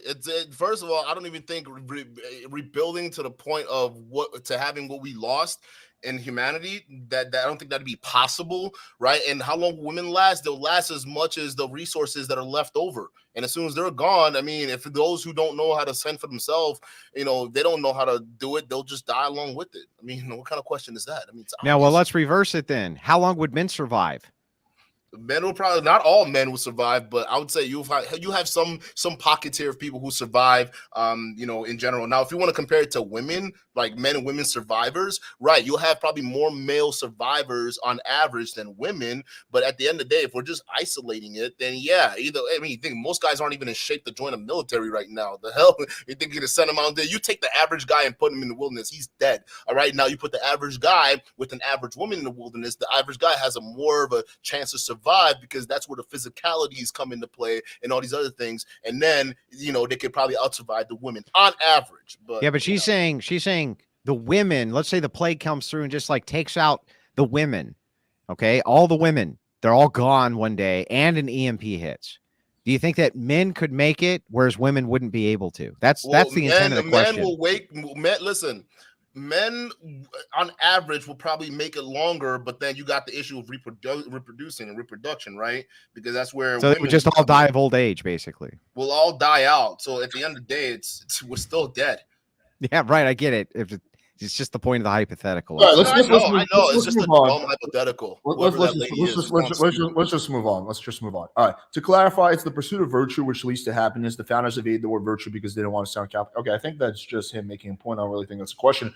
All right, so that we got through all the super chats. So let's. Well, no, that's a good point that he's making. Okay. Do you want to So respond to it? so what he's saying is that life, liberty, and the pursuit of happiness. They were kind of making it sound secular because they didn't want to sound like they were part of a church hierarchy, which is what the Puritans initially ran from, was the Anglicans in Europe, right? So he's saying that the founders themselves were saying that the word virtue should have actually been put in there, the pursuit of virtue, not the pursuit of happiness, and that's a God-given right to pursue virtue, which I think that's actually a pretty persuasive argument for an unalienable right, something that can't be taken away, because I think you can take away a person's ability to pursue happiness, but I'm not sure that you could ever take away a person's ability, short of killing them, to take away the pursuit of virtue. So I think that's actually an interesting argument. Okay. Anyway, let's move on to the open panel portion of the show. So there's going to be some requirements. Number one is don't come on just like ask for general Tinder advice. Like, let's keep it somewhat. They're saying you to, skip some super chats, by the way. My side is. I think there's one from Rachel that I skipped. Do men have a monopoly on force? It's a question for Duke. Do men have a monopoly on force? It depends, right? Are we talking about like a physical enforcement? Then yes, because overwhelmingly men represent those roles. Are we talking about governmental body? Are we talking about overall what you call participation in civilization? Then no, men don't have the monopoly on force, because if we're talking about the full participation, women are also half of the voting block. So again, you almost have to take away the rights for women to vote for them to go back to men having the monopoly on force. But till then, if you want to talk about physical enforcement, you may have a point, but if you're talking about everything else, it's cap. Now, do you mind, Alex, because we were dual streaming, if I read off the super chats that I have? Yeah, that's fine. Go ahead. Wilhelm Bones sent in $10. He just wanted to support the stream. Appreciate that. Wilhelm Bones said nothing. Circle G says, I remember when I was 3 years old and Mr. Government Man came and asked me to sign a pact so I could remain in the country, Duke. It's kind of funny. Yeah, I mean, most people don't remember it. Every kid born in the United States right now is at least $70,000 in debt. All right, that's just basically what it is. You didn't sign up to take on that debt, but it's your debt. It is what it is. That's your pact. The moment you got a social security number, that's your pact. You don't have to sign anything or do anything. It is what it is. $5 comes in from Anglo Christian. He says, Duke, how would you feel if you skipped eating today? I'm not sure what the point of that question is. I feel emaciated because I actually did skip eating today. It's the day of Pentecost. I'm drinking, but I'm not eating. Are you wait a second. What is your religion? Just curious. Catholic. Nice. $4 comes in from Young Old Boy. Says, Duke, you're not intelligent enough for this convo. You don't understand. Everything comes down to a threat of violence. You are stupid. That's what he said. Well, I guess I'm retarded. What do you know? $5 comes in from Gordzilla. He says, I think the argument's about rights, but the only one that is right is Andrew. Appreciate that very much. $5 comes in from Woodshop the Wise. Says, look at this super chat I made. That's kind of funny. That's all I had, Alex. I just wanted to make sure that mine got read as well. Okay, anyway, so let's we're gonna open up the panel. We are gonna do one person at a time, and we're gonna have preconditions. So I just find it funny that idiot said I'm stupid, even though we largely agree. It's just we didn't agree on the way it went down. So I don't know. I mean, were you even listening? Hey, whoever that was, hey dummy, were you even watching the show? You sound stupid, bro. His name is Young Old Boy, if you want to call him by name. Yeah, young old boy sounds like a pedo. All right. So anyway, so we're gonna open up the panel. So here are the ground rules. Number one is keep it somewhat on topic. Either questions for Andrew or Duke. You can ask me a question, but if it's on this topic, don't ask me about Tinder. We have to say that for another stream. Number two is no blatant disrespect. If you want to disagree with one of the calls, that's fine, but no personal insults or anything like that. Yeah, I guess that's basically it. I guess we'll just go one at a time. We'll go for probably like 20, 30 minutes. By the way, Alex, if you bring on Thorpe's, I'm done. Okay, that's fine. I won't bring them on. All right. Don't want to fucking deal with fucking Thorpe's and their bullshit. Who's Thorpe's? They have some drama or disagreement or whatever. What's your guys' history? It's not of any concern to this. Okay.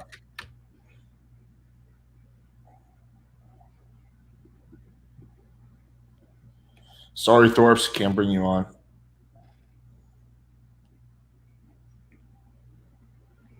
All right. There's a whole bunch of you guys that were saying you want to come on for the open panel. I see only Ben Thorpe in the backstage and there's no one else. That's what I kind of figured, right? Anything they can do to get access to me. So that's not going to happen. Okay. Well, I'll respect your request not to have someone on. That's not a problem. Okay. Let's bring on the next person. Sorry, Thorpes. Okay. Eli. Hello. Hey, what's going on, fellas? Not much. So, yeah, what did you want to say or ask? So the main question that I have to ask is, do either of the interlocutors understand what a right actually is? Yeah, I think I do. At least from the perception, possibly. It depends on the worldview. If you want a definition of right, would you like a secular version of that or a Christian version of that? Yeah, you got to be or specific. some in between?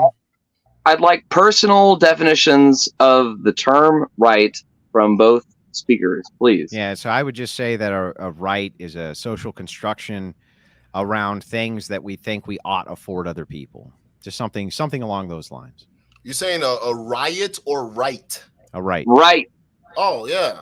So it's the pretty much what we have right now in terms of a government, right? Because again, there are two types of rights, but we're going to talk about the secular one. It's your life, liberty, and pursuit of happiness, and not to have that impede by any other forces out there.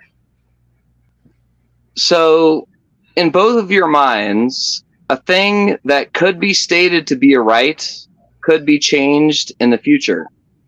Of course. It's always changing. There's always constant change. So in that sense, what difference is there between a right and a regular old statute or law? Nothing other than what we afford it. So basically all rights then are contingent upon the will of the general body of whatever state under which a person unhappily lives. And that I would state agree. usually, Yeah, I would largely is agree governed that by that's people. I would agree that that's necessarily the entailment there is true. So I think So unless you therefore, argue- hold on a unless- second. Hang on. No, you One hold on a second. second. I'm answering right. the question. All right. So unless you were to go a different route towards, something that had grounding behind it, and then said that there was an affording of rights based on that, if you're just kind of talking about the conceptualization of we afford X to people because we think it's a good thing, then yeah, necessarily it would be governed by just kind of some collective will of faceless individuals who say you have a right or don't have a right. Yeah. Does that qualitatively change my analysis, or is that just your commentary? Well, What is your analysis? it qualitatively may change it if you think that I couldn't be convinced that there are rights. I could be.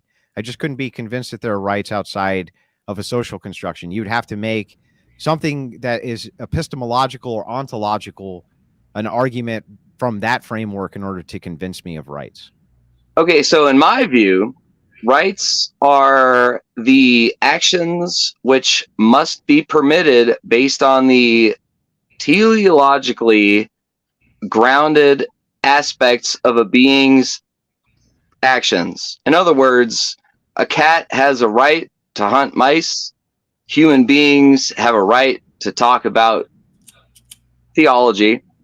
And, a rock doesn't have rights.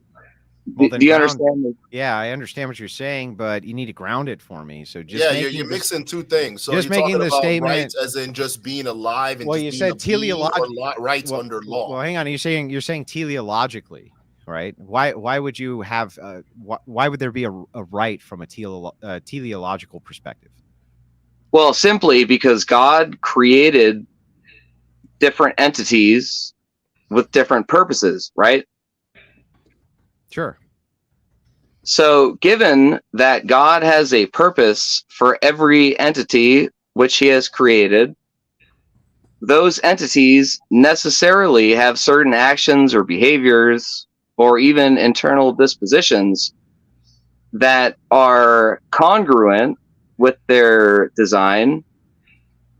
And those actions stemming from that design can necessarily be described as rights. Well, then why? Well, then you have to kind of explain, even if I agree with the descriptor of this, why would they have a right to enact those actions, even if they were purposely created to do them? So you're saying there's a disconnect No, between. don't ask me a question, answer mine. Okay, can you restate the question one more time? Yeah, so my question to you is, even if I were to grant to you descriptively that you're correct and that these things were created for a purpose, why is there a right that they be able to commit to that purpose?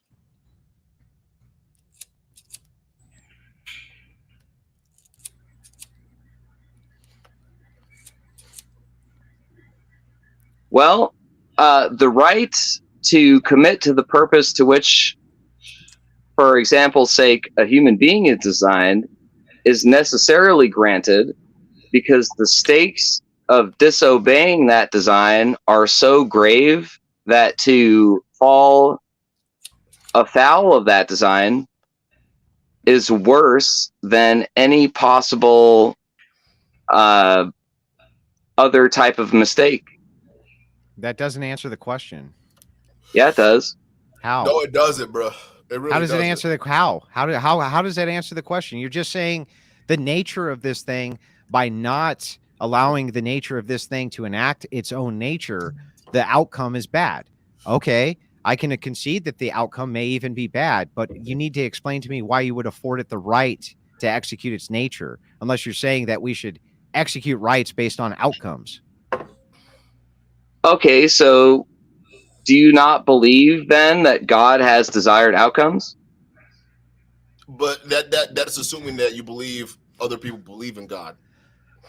Assuming if I again, were hang on, listen, I'm going to answer your question. If I were to assume that that's true, then why would you assume that the desire of his outcomes wasn't that you didn't afford rights for outcomes?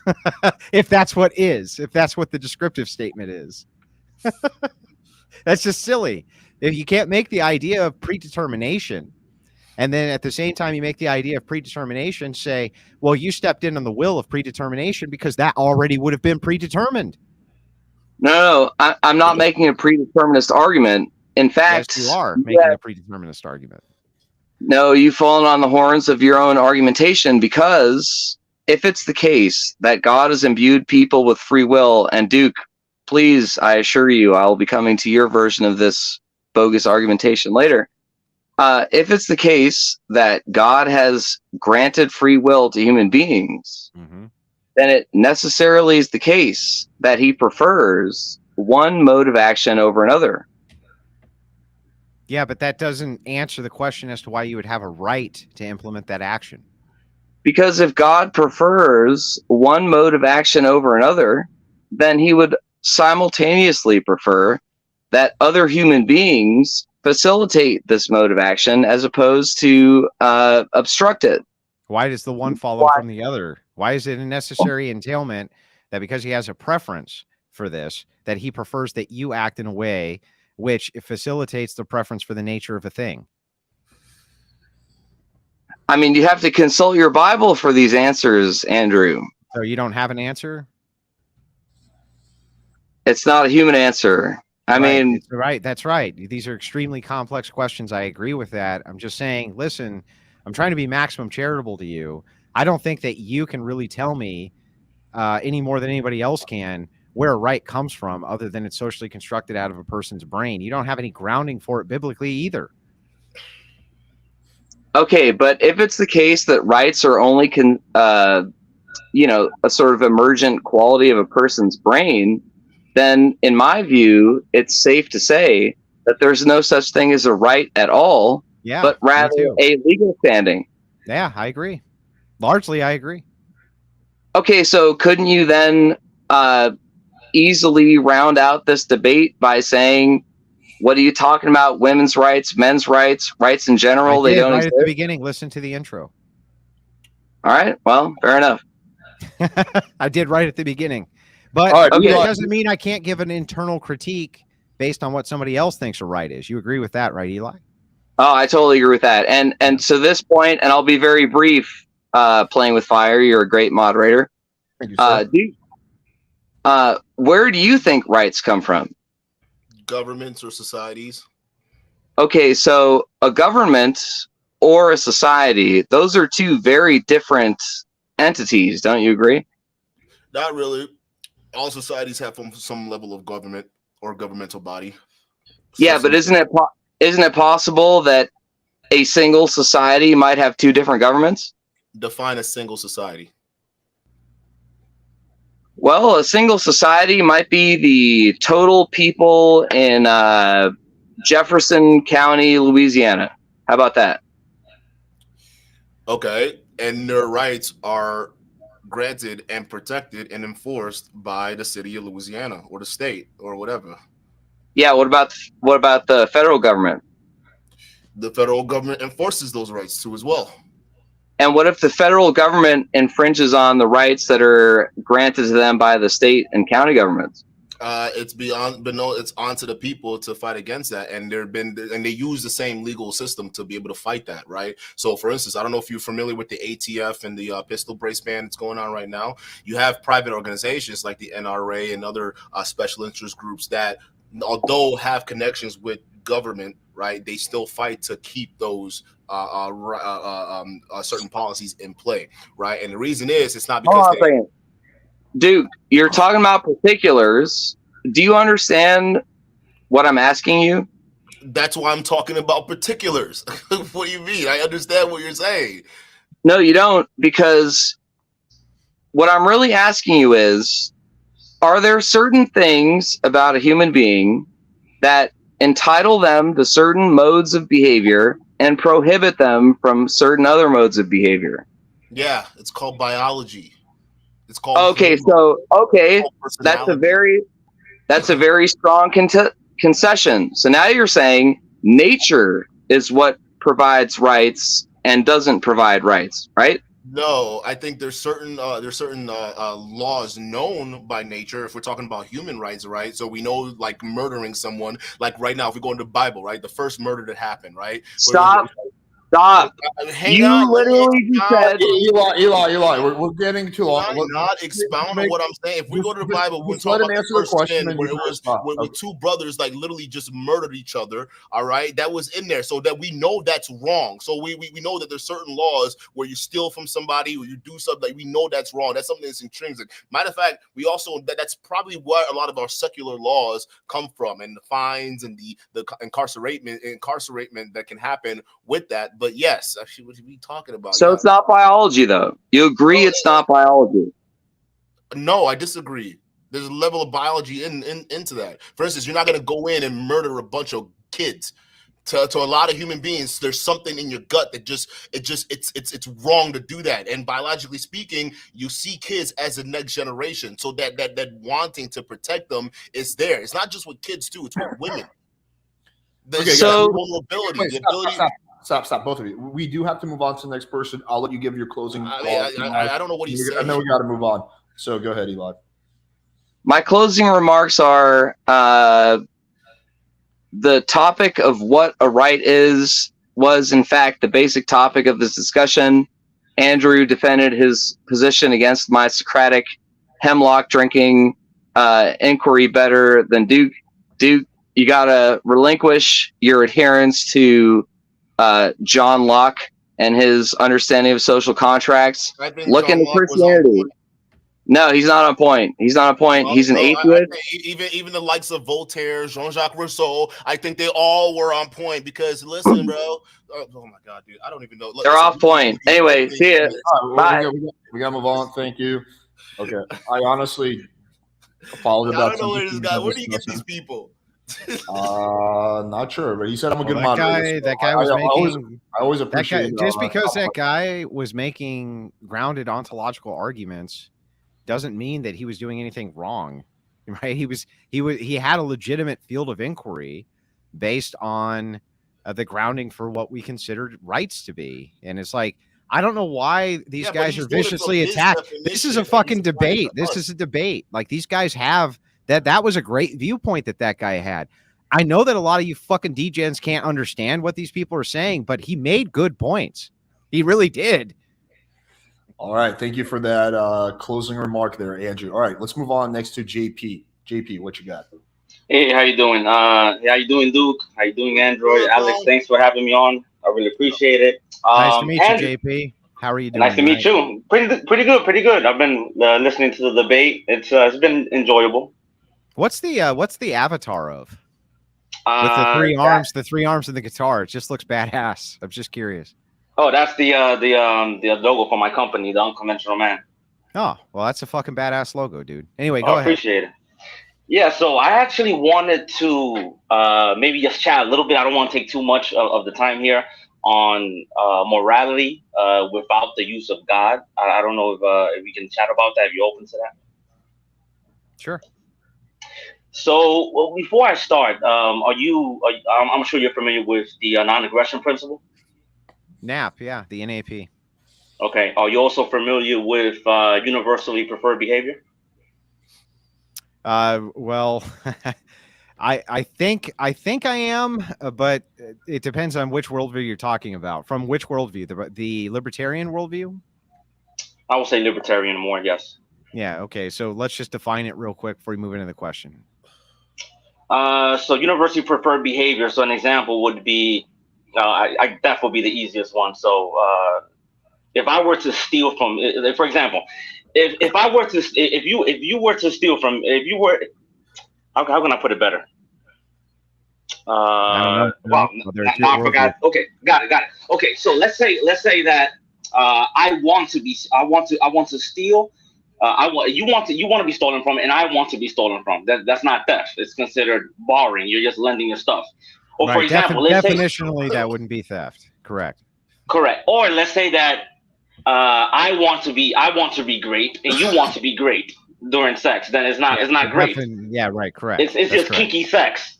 Yeah, I agree. Anything that goes against the non-aggression principle, and it cannot be universalized. It cannot be.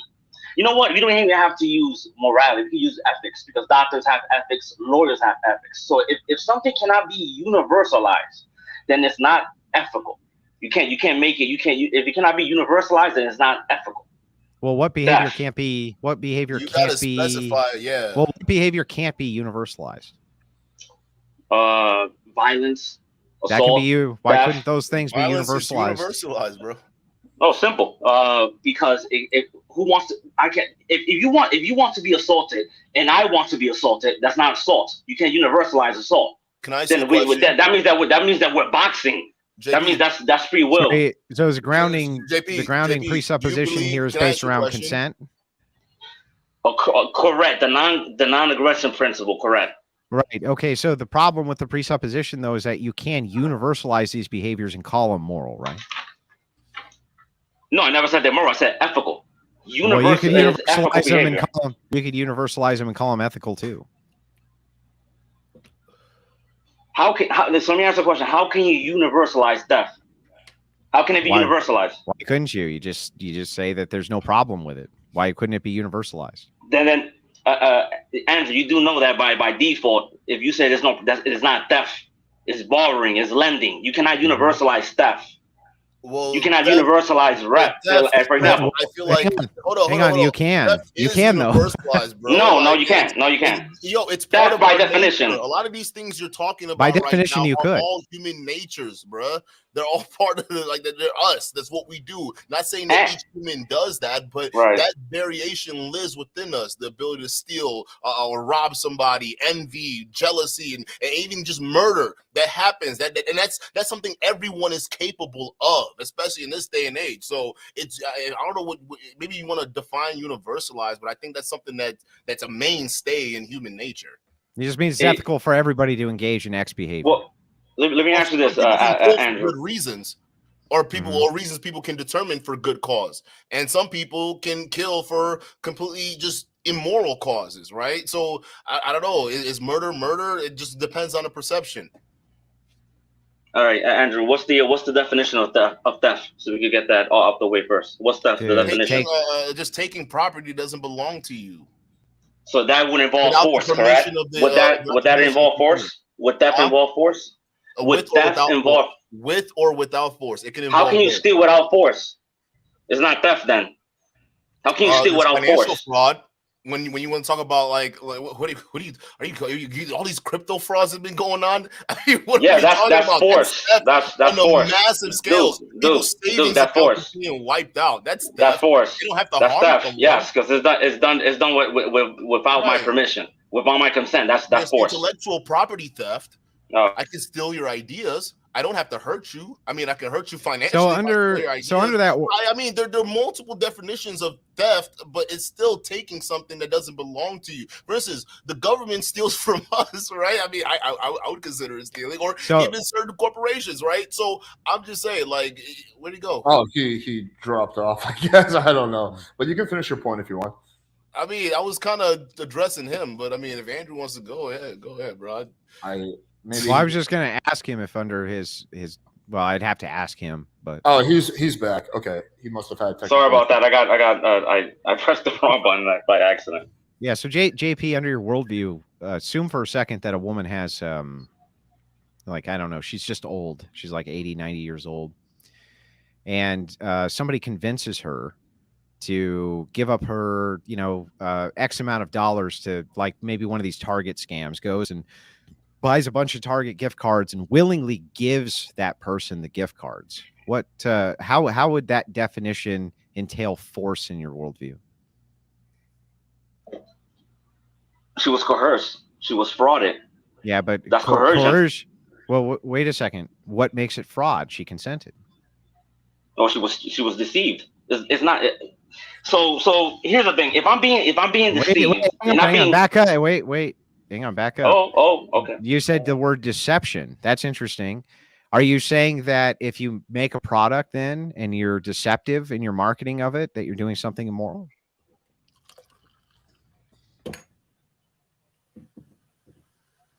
Well, that's a great question. But that is a great question. As far as marketing, now here's the thing.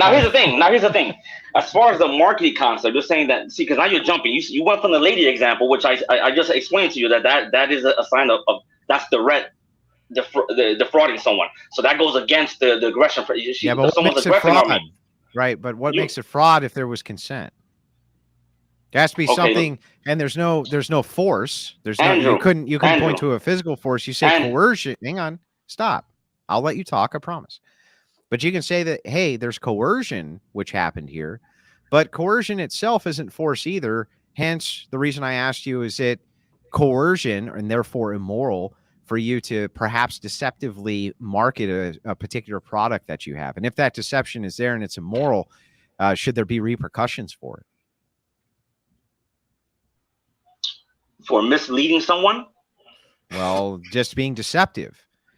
So, for instance, let's say I say I have a beer, right? And I give you the exact alcohol content, but I say it tastes better than every other beer. And it doesn't taste better than every other beer. I'm being deceptive, right? That is correct. Yeah. So did I do something immoral? It's not. You can universalize that, because that means if why couldn't you universalize it? I'm gonna explain right now. Universalize mean, it's like, first let me explain universalize. By universalize, I mean a remote control. If I have a remote control and I said that this is a universal remote control, it's gonna work for every TV except for Toshiba and Sony, then it's not universalized. Now you're talking about deceit. Deceit cannot be universalized because I cannot want to be deceived, right? And you want to be deceived at the same time. Then that means that we're into some weird, I don't know, delusional. We probably have some schizophrenic thing going on, but you cannot want to be deceived and deceive someone at the same time. Then it's not deception. It's something else. JP, I got to move on to the next person because we do got to wrap up. I'd like to follow up with this conversation. Though, hit me up in the Discord because I find it interesting. I always enjoy ANCAP philosophy, and I appreciate me as well. Thank you. Maybe you guys can link up anytime. Yeah, I'll. JP, you have my number.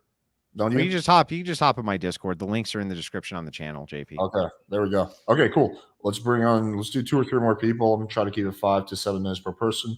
Let's bring on Junior. Hello. Hey, what's up? You have massive feedback there. We have to. Yeah, wait, hang on. I got me. You have massive feedback. Let me bring on the next person. Just try to fix your feedback. And maybe you got a window down if you're in a car. You might have a window down. Yeah, I'll bring you back up, Brad Collin, after the next person. Okay. Sorry about that. All right, let's bring on Kashmir. Hello. Oh, hello. Can you hear me? Yeah, we can hear you. What's going on? I have a question for Duke. Could you show me the social contract? Is there a piece of paper?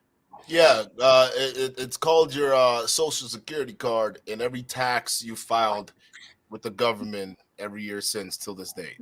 Yeah, that's done at gunpoint. If I don't do that, I get killed. No, you get imprisoned, like Al Capone. And in prison, I'll get killed. Yes. Well, I Well, mean, unless equivalent. listen, do you know how prison works? They're not just gonna attack some kind of white collar crime guy, bro. You didn't pay your taxes. Well, They're not gonna kill you over there. I will be in prison. I'll have to try to escape, and I'll probably get killed. Well, that's your fault. No, that's the duty of the prisoner is to escape imprisonment. The duty of the prisoner. Well, yeah, you can escape through your mind and your But thoughts. let's Most skip that. prisoners Okay, find it that way. They read a book. Some go into law. Some That's of them fine. even get into philosophy. There's escape. You don't. It doesn't Sure. have to be physical. it's It could be all right. mental. All right. I Time understand. flies. I have limited time. I have a quick question, quick follow up. Do you believe right now that you owe me $100? I believe right now you owe me $100. Possibly, but how do we find out? Well, we just got to find that contract. Exactly. So as far as I understand, if we didn't have a contract, we'd have nothing to talk about. But also, there's another problem with the social contract. It seems to be constantly changing. For example, I agreed to pay a certain percentage of. Let's say that you're right, and I agreed to pay taxes, and I agreed to pay 20% of everything I own every time I earn something in taxes. But the government can print money. And meaning that by the end of the year, when I have to pay taxes, the money that I earned was already taxed by the inflation and by the money given inflation through printing, and on top of that, But there's why inflation. do governments feel the need to print? I don't care. Who cares? No, you have to care because you It's have a to figure out why they non-sequitur. need to print. They print because people, well, they let the politicians convince them into voting for more maybe social programs, maybe more things that are wasteful and expensive, more government bureaucracies, maybe slip in some Exxon special instance contracts in there too as well, right? So people vote into that, and guess what? When they vote with their dollars because they're promised free stuff or it perceived as free stuff, the government has to get that money from somewhere. They can't raise your taxes because you're going to instantly notice That's a that tax. year after year. So they have to do it the other way. It's called the hidden tax. They print as much Exactly. money. Okay, they good. You A the thing concession. you want right now, and then later on you suffer for it. But it's like that. It's like that Yes. man bear pig type shit on South Park, right? You sign that agreement, and then you gotta wait 5 years when it comes back. And when you're ready for it, you can't lie. You know. So Listen, it's not the people want contract. You'd convenience. agree. This is what it It's a is. very weird contract where you can Great change the episode, terms by of the the way. contract. Great continuously. episode. Yeah, I love that episode. Anyway, go ahead, Cass. Sorry. It's all right. I'm just taking a note that there are hidden provisions in that contract. For example, one of the provisions is the Selective Service Act. That's also right there, right? Which is it's basically the. I wouldn't the- say the- it's hidden. I'd be careful to say that. They're very vocal about that. They're very vocal, but not many people understand it because it's like euphemistically Well, named. who is it up It's to the- understand that? It's up to us. We just put it on people to always take care of us. I mean, look at it. We're already starting from a dependent mind of thinking. We have to investigate these things. We have to understand how the economy works, even how money circulates through the entire system. We have to investigate that. You can't listen. The structure designed today isn't designed for you to understand how it works. It's designed for you to ignore it. That's why they don't teach you credit courses in school. They don't teach you all these things that could even get you into more realistic ways of surviving in this world. You don't hear that. Even debt management is something that's pushed out. So it's up to us to stop falling for this bullshit a lot of the politicians do, because it's all verbal wordplay, and then they slip all these contracts under these little these titles that sound good, like Freedom for America Project or whatever the fuck it is, and then they get to slip in a bunch of special interest group contracts in there and all these other extra money that we don't know where it's going, and it just becomes a whole mess because we're being lulled to sleep by a bunch of other shit. Wasting your time, Cass. It starts with us. All right, I got the message. Andrew, do you believe that the social contract exists? No. No. No, necessarily it really can't. There was no agreement out of the womb So there's no social contract. I think that's cope. In fact, it's an enforcement mechanism to say, like, you live in society, so you must follow the rules. And it's like, well, not really. We can also just kind of fucking change the rules, right? So there is no such thing as an actual social contract. That's just made up left-wing cope from my perspective. Andrew, let me just follow up with that. Would you ever fart in a person's face? Yeah. Really? Yeah. Depending on the content, I think it's hilarious sometimes. Okay. Wait a second. You've never had a friend around, like, let's say you're 15, 16 years old, and you've never gone by and just like fucking gassed him real quick and laughed at him. Don't lie to me, Alex. You have. Yeah, when I was 15, 16, I mean, that's Right. Well, that's social contract. Wilson. Would you do it now? As an adult, yeah, would you do it? Would you? I would not, no. Never? Not even if it was a close friend? What if they gassed you first, bro? What if they gassed you first? I would probably not be friends with people who fart in my face. Yeah, I mean, but like, what if you're just fucking with each other? Okay, Andrew, would you fart in a random person who's not your friend, a random person that you don't know? Like a progressive abortionist? Yeah, probably.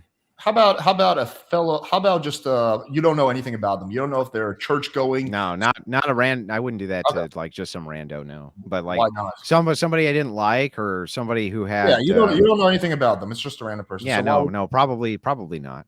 Why would you not do that? Because it wouldn't follow any Christian virtues I can think of. Okay. All right. That's all I had on that front. Do you have anything more you want to ask, Casimir? No questions. Just the last guy, JP, doesn't know how to argue about Mr. E, my boy Mr. E in my chat says, I save all my farts for elevators. That's kind of funny, right? You can concede that that's funny, right, Alex? Like, yeah, there you go. Like, lighten the fuck up, man. Just relax. That JP guy should definitely. You think I'm uptight, Andrew? Is that your criticism of me? Is that I'm too uptight for these things? No, I'm just fucking trolling you. There we go. Okay, so is there anything else you want to say, Casimir? No, just that the last guy doesn't know how to argue for his positions. So there's no universal preferable behavior. That's garbage. Forget about it. Molyneux is a great person. I spoke with him several times, and he might remember me. I helped him prepare for some things, but I don't like that part of his book is the weakest part. The book is great. Buy it, but that part is awful. I'd like to speak to that man to help him sharpen his arguments. Well, I think he's going to hop in the Discord, so why don't you find him there, bro? Cool. There we go. All right, thank you, Casimir. Have a good one. Okay, let's do two more people. So we got Junior. Hello. Let's see if his audio is better. Hello. Yeah, it's terrible. It's fucking terrible. I'm in a church. Your audio is still pretty bad. It's understandable though. So I mean, I can at least understand. Let me see if I can lower your mic. Okay. Go ahead. All right. So my question was for Duke. You said that the government is who enforces the rules, right? Or enforces our society, right?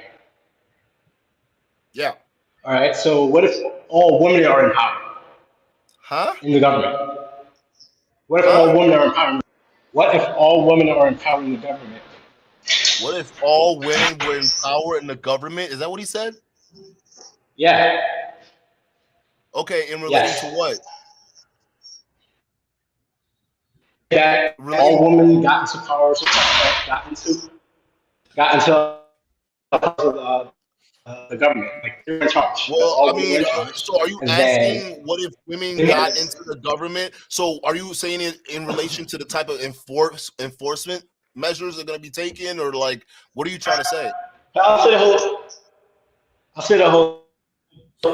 Junior, you said that the government enforces the rules. Yeah, this is unintelligible. Yeah, we really can't understand. I'm like, bro, I actually really want to answer your question. I know, but we can't understand it. Junior, just come back another time, please, with a better audio. We just really can't hear you. But I appreciate you jumping on. Man. All right, Duke, since there's one person who says he wants to call you out for not being Catholic, since I gave Andrew the option of not having someone on, I'm obviously going to, give you the same option. So do you want me to bring him on? Bring him up. Show me my opponent. Okay. Bring him up. There you go. What's good? Howdy. It's Duke. You ain't Catholic, bro. No, I'm Catholic. No, you're not. I provided Alex a link showing your statement of belief in a previous video. We can review that real quick to show that your Oh, statement. you mean when I said I switched over to Christianity? It's not permissible in Catholicism. What are you talking about? It's not compatible with Catholicism. What was the statement, Lou? What is it? Is it me just saying I switched over to? Listen, do you know what the context of it was? Yeah, and then you went on to say that your belief is a higher belief than any religion. Right. So, bruh, I'm Catholic and No, I you're say not. I'm Christian. Listen. I say these things, but like I'm Roman Catholic. That's No, just my you're not, childhood dude. thing. But like, no. I'm letting you know. Aside from my show, I'm letting you know right now. That's just what it is. I Do say you things, engage but in like that's what it is. sacraments? But at the end of the day, I don't give a fuck about any of these religions. I really actually don't. Like at the end of the day, because to me, it's like I'm one of those people that go through the motions of it. That's just what it is. I don't sincerely believe that Catholicism is the one all be all. I don't believe Catholicism that. Then I don't you're believe not in a any Catholic one of these then. things. At the end of the day, I'm just agnostic. That's just how my mind works. Well, then you're I not don't- Catholic. Well, I know. I still go to church. I still participate. I go through the motions. You do. You're You not engage. Catholic. You do the sacraments. I take communion. Okay, so but you don't actually I've been believe. baptized. But you're actually agnostic when it comes to your belief structure. When actual belief, yeah.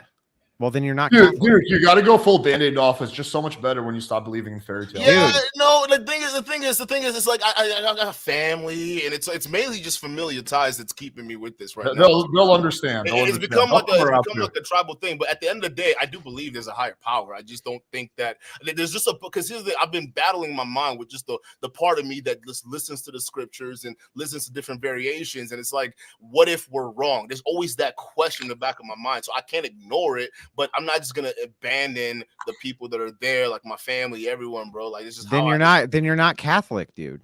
not in belief, but in name, yeah. Well, then you're not Catholic. There are a lot of people. You're There are a just lot of people who are Catholic. saying you're religious, and it's the same thing. It's just religion and Well, name. well, you can't point over and say, "Well, that guy's not religious too." Like that makes a point for you. You're just not Catholic. You're just not objectively not Catholic, dude. No, I don't think that's what it means, dude. How could it mean anything else? You can't say I'm an agnostic Catholic. That's an oxymoron. I can have two different beliefs in one head. I don't, Not bro. if they're Like, oxymoronic. Not if they negate each Oh other. my You can't God, say okay. you can't say I believe in so God I as an believe atheist. in the fact that Catholicism represents family to me, right? Because I have everyone that worships. I go to I follow the motions, right? But in terms of the actual like what if that's always in the back of my mind, I can't ignore it. So if that doesn't make it a Catholic in your definition, No, in is anybody's what it is. definition, not even in your definition, it's an oxymoron. So try to answer this question for me. I believe in God. I don't believe in God. Can those two straight statements be true at the same time? Yeah. What? How could they be true at the same time? I believe in God and I don't believe in God. There's something out there, but you don't know at the end of the day.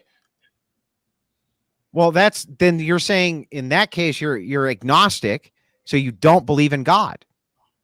No, I believe in God. I just don't believe in certain definitions and behaviors of God. Because at some The point, definition that it your church contradicts gives to be Catholic? It just starts contradicting each other. And then when you actually have to face certain contradictions, you're almost able to have to force to just face reality or answer that nagging question in the back of your mind. I think the super chat. I think the super chat. Hang on, Alex. I got one quick follow-up. One quick follow-up I've got for you, Duke. Is Jesus Christ your Lord and Savior? Yeah. Jesus Christ is your Lord and Savior, but you're agnostic. Maybe he existed, maybe he didn't. How is he your Lord and Savior if you don't even know if he existed? When you get baptized, Right, I'm gonna redirect. Hold on, Alex. When you get baptized, they say, "Do you accept Jesus Christ as your Lord and Savior?" Right? Do you rebuke the devil? Yes, obviously, I rebuke the devil. If the devil's out there, I rebuke it. If Jesus is out there, I accept him as my Lord and Savior. And I know there's something greater than this. And if that's Jesus, and let's say I die, because I wouldn't know until I'm dead, but I get there. And let's say Catholicism wins, then oh, hoorah! I've been following this faith throughout, but I just have my doubts. That's just it. So Okay. if that doesn't, I don't understand why that's such Let me just read this super chat because number one, it was a super chat. Number two, I think it kind of explains the issue. Duke is probably culturally Catholic, but his beliefs differ. I mean, I think That that's doesn't pretty- mean anything. It's just Yeah, nonsense. No, Alex, it cultural does, Catholics dude. It's just are not nonsense. There It's are Catholic. a lot of nonsense. people. There are a lot of people in this country that actually it's kind of the same thing. They're culturally religious, but they don't adhere to certain. He likes aspects the of he it. likes It's the just cultural what it like is. you can be culturally Jewish, for example. You don't actually believe everything in the fucking Yeah. Torah, but you They're like like the Jewish tradition, you like the gangsters out tradition there and that aspect of it. fucking run Yeah, loan Alex, to sharking actually believe companies the, and like, to actually dude. be the thing, you have to believe the thing. Yes. It's You can be- necessary. It's literally the laws of logic, the law of excluded middle. You Do you can't think- say that I'm an atheist Christian. That's just it's fucking nonsense. You No, might but as there well are say Christians who you think might like as well atheists. just That's not what he's saying though. Do you think that- you can well, be no, it is. Culturally Christian means you could be an atheist, but you're still a Christian. It's fucking nonsense. It's nonsense, bro. Andrew, do you think you could be culturally Jewish but not religiously Jewish?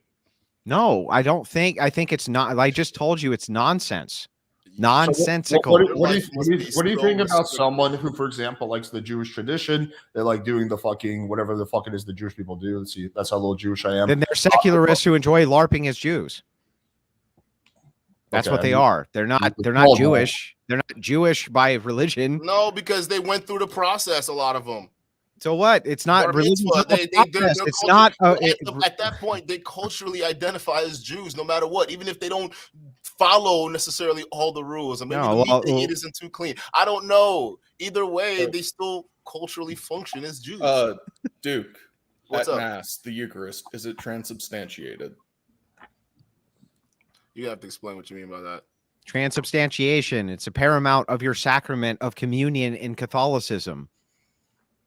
So the bread and wine literally become the flesh and blood of Christ. Yes. or Okay. no? So, do you actually believe that? Yes. Of course he does. He's Catholic. He Okay. believes in transubstantiation. And I tip my hat off to you, but I'm not gonna sit there and say this wine I'm drinking is literally the blood of Christ, because clearly we know where they get that shit from. All right, we're not gonna say these wafers. Where do they get it from? I don't know. They got like their own like fucking warehouse shit, especially the church I go to. The Yeah, but brand that's what doesn't, like- transubstantiation is. It's transforming it, right? Yeah, it still tastes like wine. Yeah, I get it. I'm just asking you, like, if you don't even believe in the sacraments that you're taking, why are you even taking the sacraments? Because I'm culturally Catholic. Yeah, that means Lou. you're not Catholic. Dude, that's crazy to me. Okay. All right. Did you have anything else, It's just Lou, man. It's Cajun. The EA. Like, you sit there acting like religion, like, bro, there's not a cultural element to it. Y'all look crazy. Of course there is. bro. Of course there is. a Okay, so cultural then element. there are people who are just culturally Christians or culturally No. Catholics, but they're still going Yeah, out they're there wearing committing No, they any one of God's. influence. They're No. still listen. They're still going out there and committing one of God's main sins. Every single one of them. That's just what it is. So at the end What of is the it? day, What's the main sin that they're committing? I don't know. Some people go out there and steal. Some people go out there and lie. And they do Well, it you all said the it's one of time. God's main sins. Murder. Duke, does wearing blackface make you black? Why would I wear blackface? I'm black. Yeah, we get it, but answer the question. If somebody else did, would that make them black? No, it'll make them whatever. So skin why tone they would are. wearing Christian face make you Christian? No, it just makes you a guy that looks like you're Christian. what is Oh, bravo. I mean, there are a lot of those guys walking around.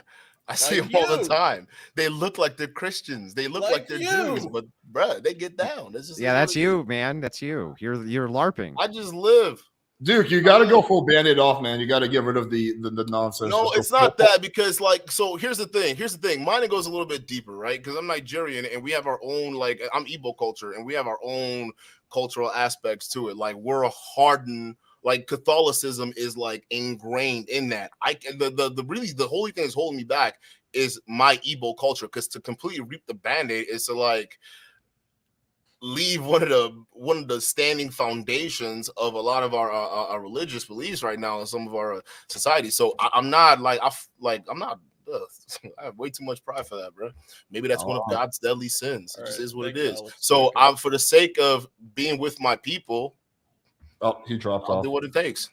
Okay, that guy sounded pretty familiar. All right, And Andrew, even in our own culture, before Catholicism and Christianity took over, we had our own gods. We had our own beliefs. And our gods represented polytheistic gods, right? We had gods of like anger, thunder, war, all these different things. We worship them, but Amadioha is one of them. So it's like, how do we know that our people were wrong? And then there's this one true God that the missionaries came through and told us about is right.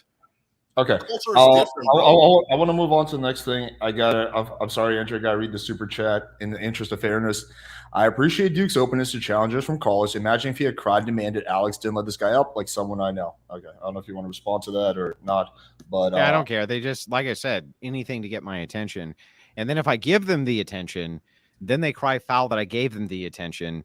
So just fuck them, right? They're just useless fucks. Look at them. Look at them. Imagine being people who sit in somebody else's chat and spurg at the, just like every fucking comment is a spurg about how much they absolutely just must talk to me, while at the same time all they do is talk shit.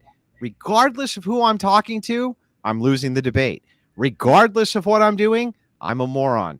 Doesn't matter what it is, just anything they can do to get my attention, fuck them. Bro, Fuck why 'em. do you care so much? Leave him alone. Fuck him. Why do you care if I care so much? Because this is the second time you're talking about it. It was brought to my attention, not me to their attention. Who brought yeah. To be fair, Alex is the one who brought it up, not me. Yeah, I brought up the super chat. Oh, okay. My it bad, was- dude. Okay. Anyway, so there goes this portion of the debate. I think this was a lot of fun. It got a little semantic at times. I enjoyed the energy.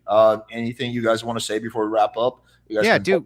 I would like to just kind of extend, like, Duke, it was really nice to meet you, and I appreciated the conversation. I'd like to have future conversations in the future if we can. I understand discourse can be something that's very contentious, but I think that it's very necessary, especially in today's society. So I appreciate you coming on and having the debate with me, man. Yeah, me and man, Andrew have had some pretty heated discussions. Yeah, go ahead, Duke. No. This is a pretty dope debate. I mean, I said largely we agree. It's just like, I guess it's just nitpicking at this point, but realistically, it's just, I think it was a good discussion. Yeah, I'd love to have some with you in the future. Sure. Well, I mean, semantics are important to debate. People always say semantics are important to debate, but you can get lost in them. You see what I'm saying? That's kind of what we did. But realistically, if you really think about it, semantics was kind of where we had to go, because on the overall idea, we agree. Like, I agree that men overall dominate the enforcement arm, right? I just disagree on the particulars, right? So it's just what it is. Because I say, when you dive into it, especially if you look at data now, like, women are filling in those roles and all the aspects, but generally you're right. So realistically, we both agree. I mean, it's not that we disagree. It's just, something for sport, we get into the nitty gritty. I think we just had to go there. We had no choice but to go semantics. But yeah, well, I think it's a good thing. I think it's it's okay sometimes to like agree more than you disagree and realize that there's not really substantial debate to be had. I mean, I've had that happen multiple times with people, so it doesn't always need to be a debate. But yeah. Well, also, I just want to point out this last thing before you close off, Alex, if you don't mind. Go ahead. One of the chatters said, if I switch over to Marlboro 100s, then you have a huge problem because they're much longer than the regular Marlboro Reds. And this gives me the speaking power. I don't really know what the comment inferred there. I just kind of think it's hilarious for no particularly good reason. But yeah, you're a good sport, Duke. You're welcome over at the Crucible whenever you'd like. Yeah, I wouldn't mind mixing it up again or having you on for some debates over there. So appreciate meeting you very much. Yeah. Cool. Hey, I think this Catholic atheist thing got you. We should talk about that some more. I think we should. I'm not a Catholic myself, so. No, I mean, again, culturally speaking, I am. Andrew's an atheist. He's told me privately. He gave up on religion a long time ago. He wants to become atheist is where I can't go. He wants to become a dirty DJ. Like there's nothing. So yeah, if only, Alex, one day. One day. I'm providing him some guidance. Yeah. All right, guys. Appreciate y'all. Yeah, appreciate you too, man. Everybody. Yeah, you too, man. Have a good night.